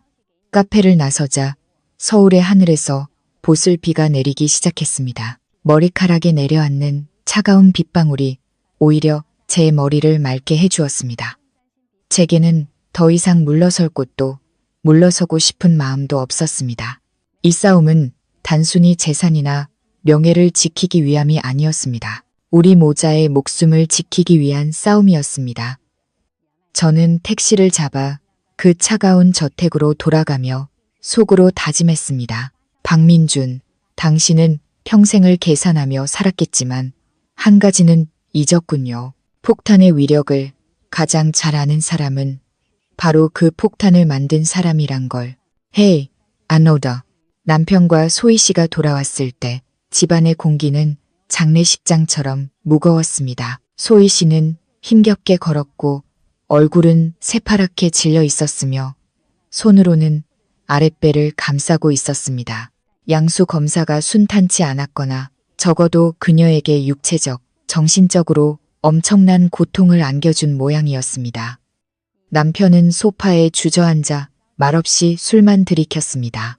그는 이 집에서 소희 씨의 운명을 결정지을 신속 검사 결과를 기다리고 있었습니다. 제가 계단에서 내려오는 것을 본 그는 충혈된 눈으로 저를 올려다보았습니다. 그의 얼굴에는 혐오감이 역력했습니다. 하지만 평소의 광기 어린 모습과 달리 오늘 저는 단정한 흰색 원피스를 입고 머리를 단정하게 묶은 채 이상할 정도로 평온한 표정을 짓고 있었습니다. 저는 남편 앞으로 다가가 맞은편 의자에 조용히 앉았습니다. 민준 씨, 우리 얘기 좀 할까요? 제 목소리는 더 이상 더듬거리지도 망상에 사로잡히지도 않은 채 맑게 울렸습니다. 남편은 조금 놀란 듯 술잔을 내려놓고 의심스러운 눈으로 저를 쳐다보았습니다. 제정신이 돌아왔나 보네. 그가 비꼬며 물었습니다. 저는 고개를 끄덕이며 힘없이 미소 지었습니다. 의사 선생님이 주신 약 며칠 먹었더니 머리가 좀 맑아졌어요. 많은 것들이 기억났고 제가 당신에게 짐이 되었다는 것도 알게 됐어요. 저는 잠시 말을 멈추고 그의 표정을 살폈습니다. 그의 얼굴 근육이 약간 풀리는 것을 확인하고 결정적인 한 방을 날렸습니다. 이혼에 동의할게요. 서류에 서명하고 당신 뜻대로 요양원에 들어갈게요. 다만 한 가지 부탁이 있어요. 마지막으로 가족을 위해 저녁 식사를 준비하게 해줘요. 서로 원망하지 않고 깨끗하게 헤어지는 모습, 나중에 민호에게 보여주고 싶어요. 남편은 망연자실했습니다. 그는 모든 것이 이렇게 쉽게 해결될 줄은 몰랐을 겁니다. 그는 강제적인 수단을 써야 할지도 모른다고 생각했을 테니까요. 하지만 이제 사냥감이 제 발로 덫에 걸어 들어온 셈이었습니다. 그의 의심은 절반으로 줄었고 그 자리는 곧 막대한 재산을 손에 켭 수 있다는 광적인 기쁨으로 채워졌습니다.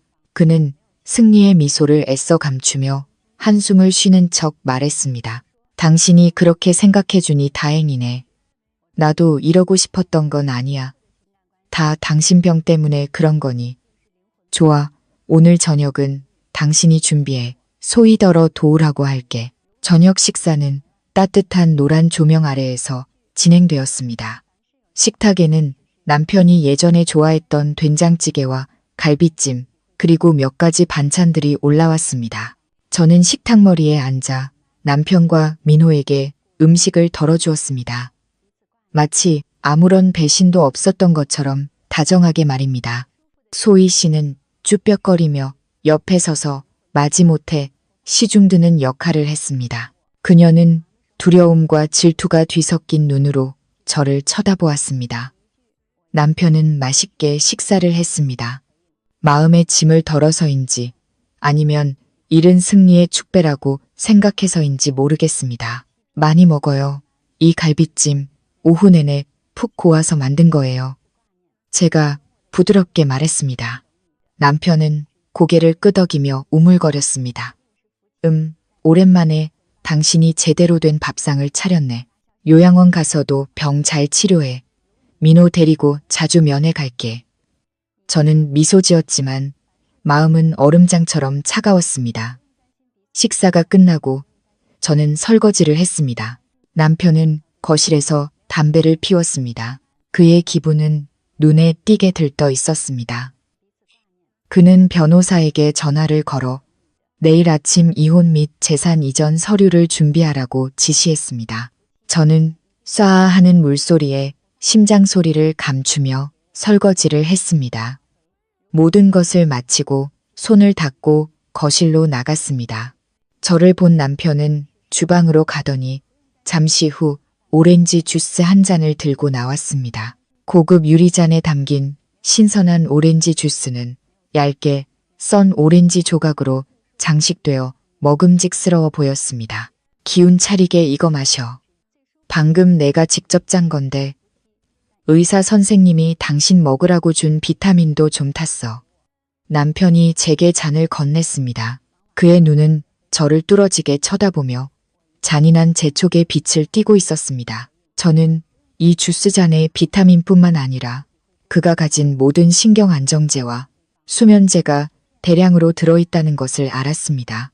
이 한 잔은 저를 영원히 깨어나지 못하는 깊은 잠에 빠뜨리거나 혹은 영혼 없는 식물인간으로 만들어버리기에 충분한 양이었습니다.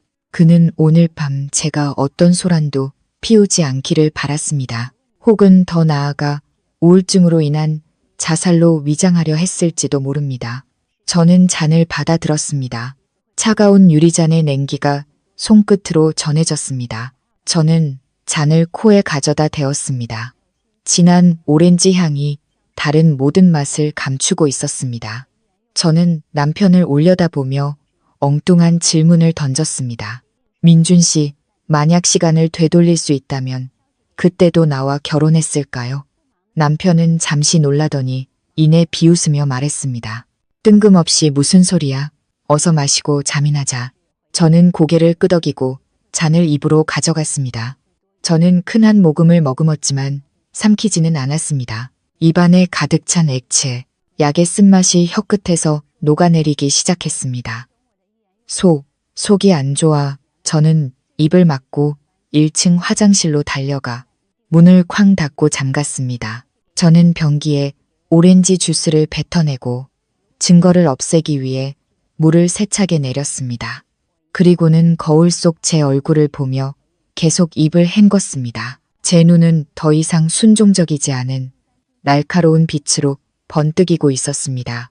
저는 드레스 주머니에서 스마트폰을 꺼내 진우에게 짧은 메시지를 보냈습니다. 물고기가 덫에 걸렸음. 15분 후 실행. 밖에서 남편이 문을 두드렸습니다. 서연아, 왜 그래? 문 열어.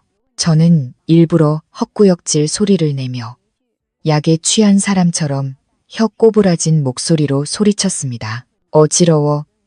나 여기서 좀 누워 있을래. 들어오지 마. 제 목소리를 들은 남편은 안심한 듯 했습니다. 그는 약효 한 번 빠르네. 저기서 뻗어 있으니 속 시원하군 하고 중얼거렸습니다. 그의 발소리가 멀어졌습니다. 저는 문에 귀를 대고 그가 소희 씨를 부르는 소리를 들었습니다. 저 여자 약에 취했어. 이제 우리 세상이야. 지하실로 내려가자. 자기야, 오늘은 크게 축하해야지. 내일이면 모든 게 내 것이 될 테니까. 지하실 문이 철컥하고 굳게 닫히는 소리가 들렸을 때 저는 마치 제 손으로 과거의 문을 닫는 듯한 기분이 들었습니다. 8년의 청춘, 달콤했던 기억, 그리고 쓰라린 치욕의 순간들이 이제 저 두꺼운 나무문 뒤에 모두 갇혔습니다. 저는 어둠 속에서 차가운 문 위에 손을 얹은 채 가만히 서 있었습니다. 아래에서 들려오는 발소리와 요란한 웃음소리에 귀를 기울였습니다. 그들은 쾌락의 천국으로 들어간다고 생각했겠지만 그 천국이 얇은 마룻바닥 하나를 사이에 둔 지옥이라는 사실은 꿈에도 몰랐을 겁니다. 저는 심호흡으로 미친 듯이 뛰는 심장을 진정시키고 벽에 걸린 유화 뒤에 숨겨진 스마트홈 시스템 제어판으로 다가갔습니다. 저는 떨리는 손으로 유압 시스템의 주 전원 스위치를 내렸습니다. 웅 하던 작은 모터 소리가 멈췄습니다. 리프트가 완전히 무력화된 것입니다. 이제 그 지하실은 아무도 들어갈 수도 나올 수도 없는 완벽한 밀실이 되었습니다. 저는 주머니에서 며칠 전부터 전기 회로를 개조해둔 환풍 시스템 리모컨을 꺼냈습니다. 이 고출력 환풍기는 신선한 공기를 주입하는 대신 제가 환풍구에 미리 설치해둔 특수 가스통의 연기를 역으로 빨아들일 것이었습니다. 그것은 화재 현장처럼 보이지만 실제로는 질식을 유발하지 않는 차가운 이산화탄소와 식물성 최루액이 섞인 가스였습니다. 저는 시작 버튼을 눌렀습니다. 악마의 한숨 같은 하는 소리가 작게 울렸습니다. 저는 차갑고 하얀 연기가 틈새를 비집고 들어가 아래층의 호화로운 방을 서서히 채우는 광경을 상상했습니다. 욕망과 향수 냄새로 이미 숨막히던 그 좁은 공간은 이제 더욱 짙은 공포로 가득 찰 것이었습니다. 저는 발코니로 나갔습니다. 밤바람이 제 마음속에서 타오르는 열기와는 대조적으로 시원하게 불어왔습니다. 저는 한적한 거리를 내려다 보았습니다. 쓸쓸한 가로등 불빛 아래 저는 속으로 다짐했습니다. 박민준, 당신이 날 진흙탕에 쳐넣고 싶어 했으니 오늘 내가 당신에게 산채로 묻히는 기분이 어떤 건지 똑똑히 느끼게 해주지. 저는 다시 침실로 돌아와 침대 가장자리에 앉아 지하실 카메라와 연결된 태블릿 PC를 켰습니다. 화면은 희뿌연 연기 때문에 흐릿했지만 혼란이 시작되는 것을 보기에는 충분했습니다. 남편과 소희 씨는 극도의 공황 상태에 빠져 있었습니다. 남편은 미친 듯이 문을 두드렸지만 두꺼운 철문은 소름 끼치는 침묵으로만 답했습니다. 소희 씨는 기묘한 의자 위에서 몸을 웅크린 채 목을 부여잡고 격렬하게 기침을 했습니다. 방 안의 산소 농도가 점점 떨어지고 있었습니다. 헤드셋 너머로 소희 씨가 공포에 질려 외치는 소리가 들렸습니다. 오, 오빠, 저기 방구석에 누가 서 있어요. 사모님이야, 사모님. 그녀는 허공을 가리키며 눈알이 튀어나올 것처럼 눈을 크게 떴습니다. 산소 부족과 약물에 취한 그녀의 망상 속에서 그녀가 늘 질투하고 두려워했던 아내의 모습이 현실의 악몽으로 나타난 것입니다. 남편이 뒤를 돌아보았지만 그의 눈에도 이제 소희 씨는 더 이상 어여쁜 내연녀로 보이지 않았을 겁니다. 그는 계속 눈을 비비며 소리쳤습니다. 저리 꺼져. 가까이 오지 마. 돈은 다 갚았잖아. 내가 너희들한테 빚진 건 아무것도 없어. 그는 마치 자신을 둘러싼 보이지 않는 채권자들을 쫓아내려는 듯 허공에 미친 듯이 손발을 휘둘렀습니다. 연기는 점점 짙어져 사람의 형체를 흐릿하게 만들었고 죄의 망령들만이 모습을 드러내고 있었습니다. 남편은 테이블 다리에 걸려 넘어지며 이마를 모서리에 부딪혀 피를 철철 흘렸지만 고통도 느끼지 못하는 듯 했습니다. 그는 바닥을 기어다니며 숫자와 빛, 그리고 자신이 사기쳤던 사람들의 이름을 중얼거렸습니다. 불 지르지 마. 제발. 특허권 팔면 돈 갚을 수 있단 말이야. 저는 자신들이 만든 수렁에서 허우적거리는 두 인간을 보며 일말의 동정심도 느끼지 못했습니다. 가장 잔인한 방식으로 진실이 드러나고 있었습니다. 그들은 서로를 보지 못하고 오직 자신의 인생에서 가장 큰 공포만을 마주하고 있었습니다. 소희 씨는 복수를 두려워했고 남편은 파산과 감옥을 두려워했습니다. 그들이 제 등 뒤에서 떠들어대던 진정한 사랑, 운명의 상대라는 말들은 이제 생사의 갈림길 앞에서 담배 연기처럼 허무하게 사라지고 있었습니다. 저는 물 한 모금을 마셨습니다. 맹물이었지만 목구멍으로 넘어가는 맛은 왜 이리도 쓴지. 생존 본능이 가장 강하게 발현되는 순간 인간성은 벗겨지고 이기적이고 야만적인 짐승만이 남게 됩니다. 연기로 자욱한 지하실 안에서 남편은 갑자기 방독면을 발견했습니다. 그것은 제가 잔인한 미끼로 일부러 와인 진열장 안에 남겨둔 유일한 도구였습니다. 그는 달려가 팔꿈치로 유리를 깨고 방독면을 움켜쥐었습니다. 하지만 소희 씨 역시 그 희미한 희망의 빛을 보았고 달려들어 남편의 손에서 방독면을 빼앗으려 했습니다. 이거 놔. 내가 내 남편이야. 네가 나한테 양보해야지. 남편이 소리치며 소희 씨의 배를 세차게 걷어찼습니다. 그는 한때 그토록 고대했던 후계자의 존재 따위는 잊어버린 지 오래였습니다. 지금은 자신의 목숨이 최우선이었습니다. 소희 씨는 뒤로 나자빠졌지만 손으로는 방독면 끈을 놓지 않은 채 눈물로 절규했습니다. 이 나쁜 놈, 내 자식까지 죽일 셈이야. 이 비겁한 인간, 나랑 내 아이 지켜준다며 이제 와서 혼자 살겠다고? 몸싸움을 벌이는 동안 가장 어두운 비밀들이 폭포수처럼 쏟아져 나왔습니다. 소희 씨는 울며 소리쳤습니다. 당신이 시켰잖아. 사모님 미치게 만들라고. 약탈하고 한 게 누구인데. 재산 뺏으려고 연기하라고 한 것도 당신이잖아. 이제 와서 날 불 속에 버리고 가겠다고. 남편도 지지 않았습니다. 그는 소희 씨의 뺨을 후려쳐 입가에서 피가 흐르게 만들었습니다. 닥쳐, 이 탐욕스러운 년, 내가 모를 줄 알아? 네가 나한테 흥분제 먹여서 조종하려고 한 거 다 안다고. 내 뱃속의 애가 내 애라는 보장은 있어? 혹시 동네 배달부 놈 애 아니야? 그들의 모든 대화는 녹음 시스템을 통해 칼날보다 더 날카롭게 기록되고 있었습니다. 남편은 소희 씨가 돈을 탐냈다고 비난했고 소희 씨는 남편이 사기, 자금 세탁, 아내 살해를 모의했다고 폭로했습니다. 그들은 서로의 가면을 무자비하게 벗겨내며 오랫동안 공들여 포장했던 위선을 스스로 무너뜨렸습니다. 서로 빼앗으려던 방독면은 결국 반으로 찢어져 그들의 썩어빠진 관계처럼 쓸모없는 쓰레기가 되어버렸습니다. 저는 라이브 스트리밍 프로그램이 방송 중 상태를 표시하는 컴퓨터 화면을 보았습니다. 안정적인 연결. 지하실 영상은 연기 때문에 흐릿했지만 거친 숨소리와 욕설까지 생생하게 들리고 있었습니다. 이 방송 링크는 제가 신중하게 선택한 수신자 목록에 이미 전송되었습니다. 제 특허권을 노리던 경쟁사 임원진, 남편이 늘 모범적인 가장 행세를 하던 입주민 단톡방, 그리고 가장 중요하게는 진우의 개인 이메일로 말입니다. 화면 속에서 분노와 공포로 일그러진 얼굴의 남편이 소희 씨에게 소리치고 있었습니다. 내가 은행 대출 서류까지 위조했어. 이 집까지 담보로 잡혔다고. 다 누구 때문인데 너 때문이야. 그런데 이제 와서 날 죽이겠다고.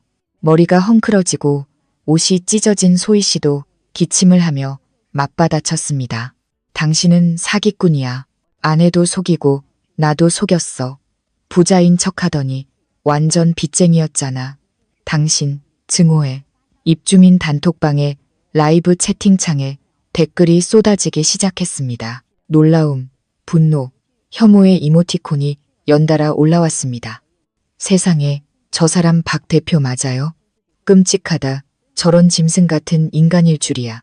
사모님, 너무 불쌍하다. 악마랑 같이 살았네. 남편이 수년간 공들여 쌓아올린 성공한 사업가. 행복한 가장의 이미지는 단 몇 분 만에 완전히 무너져 내렸습니다. 그는 명예뿐만 아니라 스스로 자신의 경력에 사형 선고를 내린 셈이었습니다. 경쟁사는 이 광경을 보고 즉시 모든 거래를 취소하고 오히려 사기 혐의로 그를 고소할 것이었습니다. 저는 헤드셋을 벗어 책상에 내려놓았습니다. 이게 제가 당신에게 주는 마지막 선물이에요. 민준 씨, 유명해지고 싶어 했잖아요. 오늘 온 세상이 당신의 이름을 알게 될 거예요. 역사상 가장 비열한 배신자의 이름으로 말이죠. 컴퓨터 스피커에서 터져 나오는 비명과 기침 소리가 뒤섞인 혼돈 속에서 저는 스마트폰을 들었습니다. 차가운 화면을 가볍게 쓸어 남편의 번호를 눌렀습니다. 지난 10년간 닳도록 외웠던 번호, 늦은 저녁이면 늘 기다려지던 그 번호였습니다. 전화벨 소리가 연기로 가득 찬 지하실의 좁은 공간에서 기괴하고 날카롭게 울려 퍼졌습니다. 카메라 화면을 통해 남편이 화들짝 놀라는 모습이 보였습니다. 그는 마치 저승의 부름이라도 들은 듯 넉나간 얼굴로 주위를 둘러보았습니다. 공황과 환각 속에서 전화벨 소리는 그를 현실에 붙잡아두는 유일한 구원의 소리처럼 들렸을 겁니다. 남편은 피와 먼지로 더러워진 손으로 바닥을 더듬어 빛나고 있는 스마트폰을 집어들었습니다. 그는 전화기를 귀에 대고 갈라진 목소리로 외쳤습니다. 여보세요? 누구세요? 살려주세요. 불이야. 제 아내가 미쳤어요. 아내가 불을 질렀어요.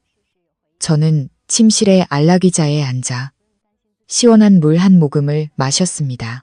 차가운 물줄기가 목을 타고 내려가며 마음속에 남은 마지막 미련의 불씨마저 꺼뜨리는 듯 했습니다. 저는 바람처럼 가볍지만 심장을 도려내는 메스처럼 날카로운 목소리로 말했습니다. 여보, 지금 누구더러 미쳤다고 하는 거예요? 오늘 의사 선생님 놀이 재미있었어요? 전화기 저편은 침묵에 잠겼습니다. 거친 숨소리와 뒤편에서 들려오는 소희 씨의 신음소리만이 들려왔습니다. 남편은 제 목소리를 알아차린 듯 했습니다. 지난 몇 달간 들어왔던 미친 아내의 어눌한 목소리가 아니었습니다. 8년 전에 똑똑하고 날카로웠던 아내 이서연의 목소리였습니다. 그는 이가 딱딱 부딪힐 정도로 떨며 더듬거렸습니다. 당신 약 안 마셨어? 서연아, 대체 무슨 짓이야? 문 열어. 제발 문 좀 열어줘. 나 죽는단 말이야. 저는 나지막이 웃었습니다. 씁쓸한 웃음소리가 넓은 방 안에 울려 퍼졌습니다. 죽는 게 무서워요, 민준 씨. 당신이 내 우유에 독약을 탈 때 나는 죽는 게 무섭지 않았을 것 같아요. 당신이 그 여자랑 나를 정신병원에 쳐넣고 재산을 팔아 치울 계획을 짤 때 내 기분은 생각 안 해봤어요? 제 질문 하나하나가 산소 부족으로 마비된 그의 뇌의 모처럼 박혔습니다. 그는 애원해서 협박으로 태도를 바꾸며 소리쳤습니다. 이 독한 년, 너 살인죄로 평생 감옥에서 썩을 거야. 당장 문 열어. 저는 화면 속에서 그가 벽에 전화기를 내리치려 하지만 힘이 없어 그러지 못하는 모습을 보았습니다. 저는 전화를 끊기 전 마지막 말을 속삭였습니다. 걱정 마요, 여보. 나는 법을 준수하는 시민이니까 사람을 죽이진 않아요. 그냥 당신들이 서로의 진짜 얼굴을 보게 도와주는 것뿐이에요. 그 진정한 사랑의 마지막 순간을 마음껏 즐기시길. 저는 전화를 끊고 그를 절망 속에 남겨두었습니다. 죽음이 임박한 지하실의 어둠 속에서 화려한 가면은 벗겨지고 인간의 추악하고 잔인한 민낯만이 남았습니다. 15분 후 부촌의 고요함은 요란한 사이렌 소리에 깨졌습니다. 경찰차와 소방차에 푸르고 붉은 경광등이 높은 담장 너머로 번쩍였습니다. 평소에는 문을 굳게 닫고 살던 이웃들도 호기심과 두려움이 뒤섞인 얼굴로 길가에 쏟아져 나와 웅성거렸습니다.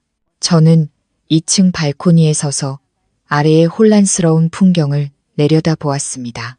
마음은 잔물결 하나 없는 가을 호수처럼 평온했습니다.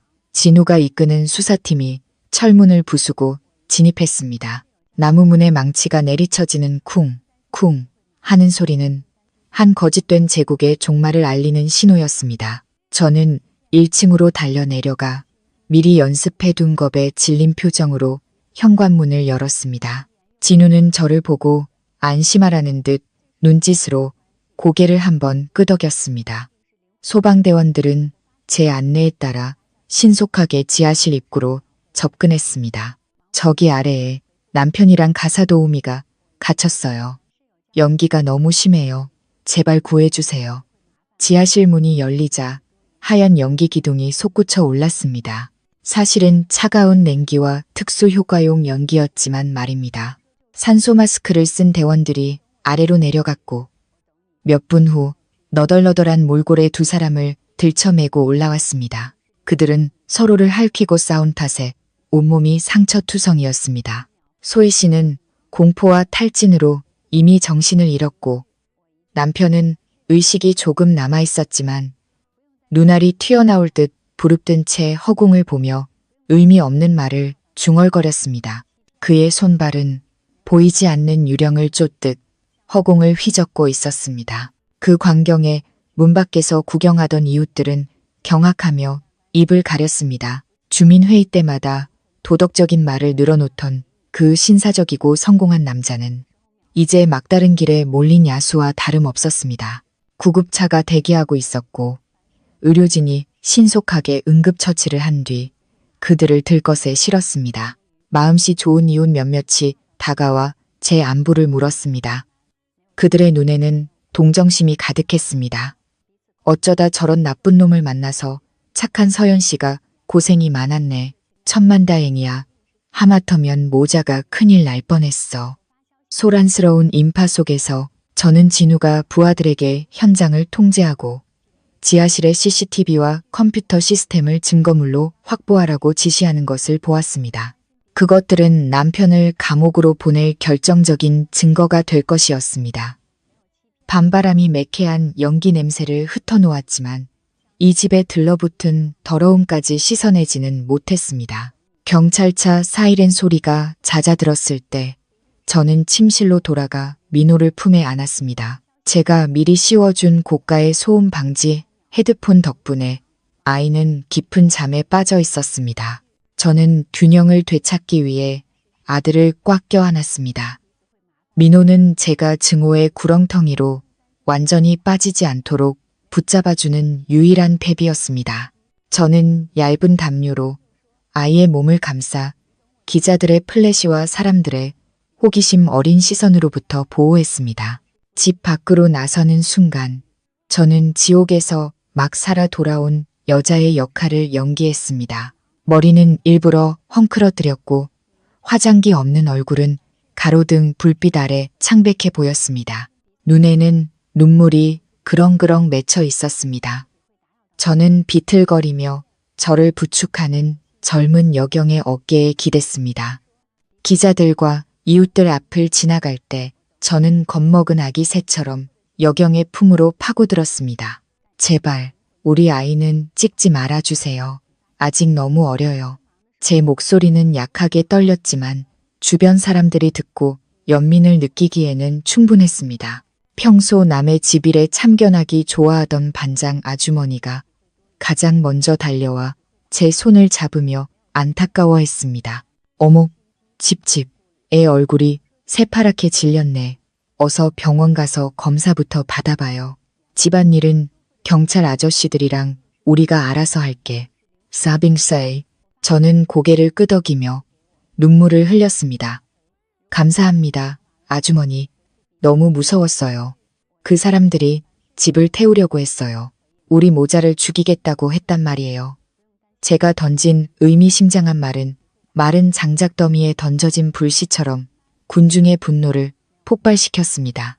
사람들은 남편과 소희 씨를 향해 더욱 심한 욕설을 퍼붓기 시작했습니다.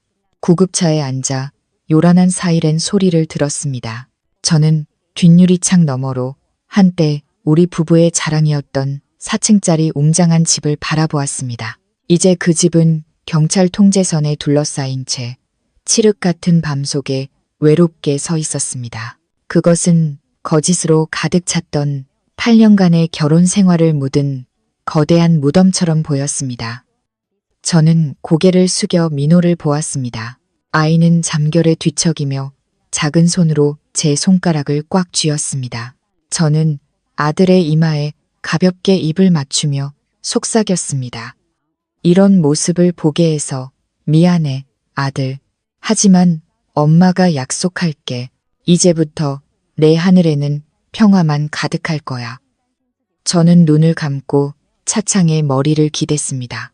완벽한 피해자 연기는 성공했지만 마음 깊은 곳에서는 이 상처가 아물기까지 아주 오랜 시간이 걸릴 것이라는 걸 알고 있었습니다. 다음 날 아침 제가 입원한 병원은 인산인해를 이뤘습니다. 유명 사업가, 아내와 아들 감금 후 내연녀와 방화 사건은 SNS를 통해 순식간에 퍼져나가 모든 대화의 중심이 되었습니다. 기자들은 특종 사진이나 단독 인터뷰를 따내기 위해 복도에 진을 치고 있었습니다. 저는 링거를 맞으며 여전히 충격과 피로가 가시지 않은 얼굴로 병상에 누워 있었습니다. 민호는 여론의 폭풍을 피해 외할머니 댁으로 가 있었습니다. 병실 문이 열리고 고급스러운 검은색 정장을 입은 중년 남성이 걱정스러운 얼굴로 들어왔습니다. 남편이 제 특허권을 팔아넘기려 했던 그 대기업의 차 이사였습니다. 그는 덩치 큰 경호원 2명을 대동하고 값비싼 수입 과일 바구니를 들고 있었습니다. 저를 보자마자 그는 어색한 비즈니스 미소를 지었습니다. 이 팀장님, 안 좋은 소식 듣고 바로 달려왔습니다. 몸은 좀 어떠십니까? 그는 과일 바구니를 내려놓고 경호원에게 문을 닫으라고 눈짓했습니다. 차 이사는 의자를 끌어와 침대 옆에 앉아 계산적인 목소리로 나지막이 말했습니다. 박 대표 일은 참 안타깝게 됐습니다. 하지만 아시겠지만 집안일은 조용히 해결하는 게 좋습니다. 일이 커져서 회사 이미지에 타격이 가고 주가가 폭락하면 이 팀장님과 아드님에게도 손해 아닙니까? 그는 제 쪽으로 두툼한 봉투를 밀며 제 눈치를 살폈습니다. 이건 제 작은 성의입니다. 경찰 진술을 다시 한번 생각해 주시길 바랍니다. 단순 누전 사고였다고 말씀해 주십시오. 박 대표는 제가 잘 처리해서 감형받고 심리치료를 받도록 돕겠습니다. 저는 테이블 위의 봉투와 차 이사의 얼굴을 번갈아 보았습니다. 경멸감이 치밀어 올랐습니다. 돈 있는 자들은 진실과 정의마저도 돈으로 살 수 있다고 믿는 모양입니다. 저는 천천히 몸을 일으켜 링거 바늘을 뽑았습니다. 피가 조금 흘렀지만 신경 쓰지 않았습니다. 저는 스마트폰을 들어 지난주 남편과 그가 나눈 대화 녹음 파일을 재생했습니다. 제가 남편의 컴퓨터에서 찾아낸 파일이었습니다. 차 이사의 목소리가 선명하게 울려 퍼졌습니다. 박 대표, 당신 부인 정신감정서나 빨리 해결해. 그거 끝나면 계약금 30%를 해외 계좌로 먼저 쏴주지. 차 이사의 얼굴이 핏기 없이 하얗게 질렸습니다. 그는 더듬거렸습니다. 당신, 이걸 어디서? 저는 차갑게 미소 지으며 그 녹음 파일을 밖에서 대기 중인 경제부 기자들에게 전송했습니다. 차 이사님, 저는 당신 돈 필요 없습니다. 재산 강탈 공모 혐의에 대해 법의 심판을 받으시길 바랍니다. 저는 문 밖을 향해 목소리를 높였습니다. 기자님들, 들어오세요. 제가 공개할 중요한 증거가 있습니다. 문이 활짝 열리고 플래시가 쉴 새 없이 터졌습니다. 차 이사는 그 자리에 얼어붙었습니다. 그는 자신이 그토록 무시했던 집에서 살림이나 하는 여자라고 여겼던 한 여자가 노은 덫에 빠졌다는 것을 깨달았습니다. 차가운 취조실, 백색 조명이 남편의 수척한 얼굴을 비추고 있었습니다. 해독 치료와 신경 안정제 투여 후 그는 제정신을 차렸습니다. 하지만 한때 위풍당당했던 대표의 모습은 온데간데 없었습니다. 그는 쇠의자에 웅크리고 앉아 수갑찬 2 손으로 테이블을 붙잡은 채 침만 눈으로 탈출구를 찾듯 주위를 두리번거렸습니다. 진우는 맞은편에 앉아 두꺼운 서류를 넘기고 있었습니다. 처음에 남편은 모든 혐의를 완강히 부인했습니다.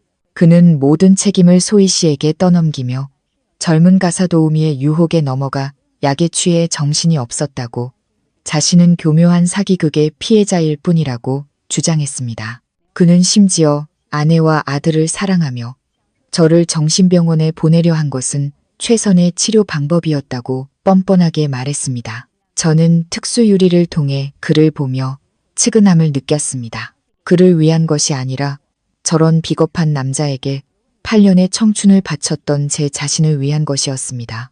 하지만 진우는 그의 변명을 오래 들어주지 않았습니다. 그는 태블릿 PC를 테이블 위에 올려놓고 그날 밤에 라이브 스트리밍 영상을 재생했습니다. 그리고 제가 남편의 클라우드 계정에서 복구한 전자 일기장도 함께 보여주었습니다. 거기에는 그가 매일 제 우유에 약을 탄 날짜, 용량, 제 반응, 그리고 제가 행위 무능력자로 선고된 후에 재산 처분 계획까지 상세히 기록되어 있었습니다. 박민준 씨, 이 기록에 대해 어떻게 설명하시겠습니까? 설마 학력도 짧은 가사도우미가 대신 써줬다고 할 건 아니겠죠? 진우가 날카롭게 물었습니다. 남편은 화면을 뚫어지게 쳐다보았습니다.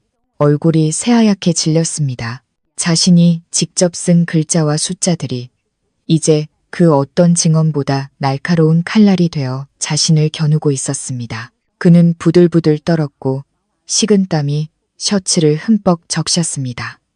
그는 이 게임에서 자신이 완패했다는 것을 깨달았습니다. 부부의 연을 헌신짝처럼 벌인 그 순간부터 이미 패배는 정해져 있었습니다. 그는 테이블에 머리를 박고 어깨를 들썩이며 울기 시작했습니다. 후회의 눈물인지 아니면 한순간에 사라져버린 찬란한 미래에 대한 미련의 눈물인지는 알 수 없었습니다. 저는 더 이상 보고 싶지 않아 등을 돌렸습니다. 그의 비참한 모습은 제 기억 속 모범적인 남편의 이미지를 완전히 지워버렸습니다. 법이 그에게 죗값을 묻겠지만 평생 그를 괴롭힐 것은 감옥이 아니라 양심의 가책일 것입니다. 그는 자신의 탐욕과 배신이 가정, 성공, 그리고 소중한 자유까지 모든 것을 앗아갔다는 사실을 되새기며 매일 밤을 후회 속에서 지새우게 될 것입니다. 대표의 지하실 감금 사건은 언론뿐만 아니라 우리 사회 구석구석에 큰 충격을 주었습니다. 남편의 무역회사 주식은 하루아침에 휴지 조각이 되었고 은행과 사채업자들이 달려들어 모든 재산을 압류했습니다. 그가 자랑하던 고급 외제차부터 허황된 신도시 부지까지 모든 것이 사라졌습니다. 성공한 사업가라는 화려한 껍데기 속에는 빚더미와 더러운 사기 수법만이 남아 있었습니다. 한때 우리의 자랑이었던 타운하우스는 은행의 압류딱지로 도배되었습니다. 저는 멀리서 낯선 사람들이 집을 드나들며 가구를 실어 나르는 모습을 지켜보았습니다. 이웃들은 지나갈 때마다 혀를 차며 손가락질했습니다. 그들은 우리 모자를 동정하는 만큼 남편의 행위에 분노했습니다. 그가 목숨보다 중시했던 명예는 이제 세상 사람들의 발에 무참히 짓밟혔습니다. 남편은 살인미수, 사기, 횡령, 자금 세탁 등 여러 혐의가 병합되어 무기징역을 선고받았습니다.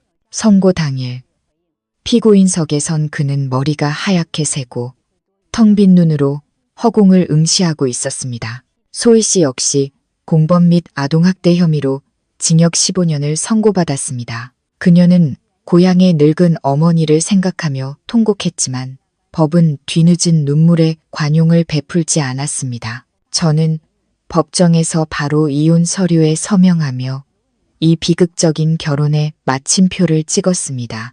판결문을 손에 쥔 순간 기쁨보다는 기묘한 안도감이 밀려왔습니다. 마치 수년간 가슴을 짓누르던 무거운 돌덩이를 내려놓은 기분이었습니다. 저는 민호의 손을 잡고 법원을 나섰습니다. 저녁 햇살이 두 모자의 그림자를 길게 늘어뜨렸습니다. 이제 우리에겐 좋은 집도 좋은 차도 없지만 그 어떤 돈으로도 살 수 없는 자유와 평화가 있어.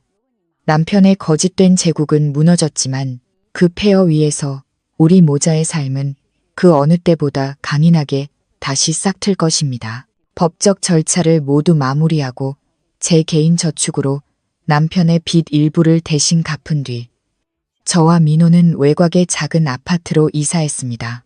새로운 삶은 고단했지만 작은 집은 늘 아이의 웃음소리로 가득 찼습니다. 과거 그 집에서는 계산과 의심에 묻혀버렸던 소중한 소리였습니다. 저는 많은 사람의 조언처럼 베이커리를 열거나 봉사활동을 하며 위안을 찾지 않았습니다. 저는 과학자였고 스스로를 치유하는 가장 좋은 방법은 잊고 지냈던 제 열정으로 돌아가는 것이라고 믿었습니다. 저는 남은 돈과 옛 동료들의 도움을 받아 생명이라는 이름의 작은 연구소를 열었습니다. 우리는 비싼 신약을 만드는 대신 저소득층 여성들도 쉽게 사용할 수 있도록 저렴한 비용의 산후, 우울증 및 심리장애 보조 치료제 개발에 집중했습니다. 미친 척하며 사회와 가족에게 버림받았던 그 시간들이 오히려 제게 이 길을 가야 할 동기를 부여해 주었습니다. 저는 매일 시험관과 복잡한 화학식에 파묻혀 지냈습니다. 다른 사람에게는 역겨울 수 있는 화학약품 냄새가 제게는 생명과 희망의 향기였습니다. 저는 침전물이 생기고 색이 변하는 화학 반응을 보며 마치 변화하는 제 인생을 보는 듯한 평온함을 느꼈습니다. 저는 더 이상 남편을 원망하지도 소희 씨를 증오하지도 않았습니다. 그들은 이제 과거의 데이터이자 제 인생의 공식을 완성하게 해준 값비싼 교훈일 뿐이었습니다. 진우는 종종 우리 모자를 찾아왔습니다. 민호에게 새 장난감을 사다 주기도 하고 고장난 전등을 갈아주기도 했습니다. 그는 거창한 말을 하지는 않았지만 늘 곁에서 든든한 버팀목이 되어 주었습니다. 우리는 서로의 마음에 대해 이야기한 적은 없지만 눈빛만으로도 서로가 기다리고 있다는 것을 알 수 있었습니다.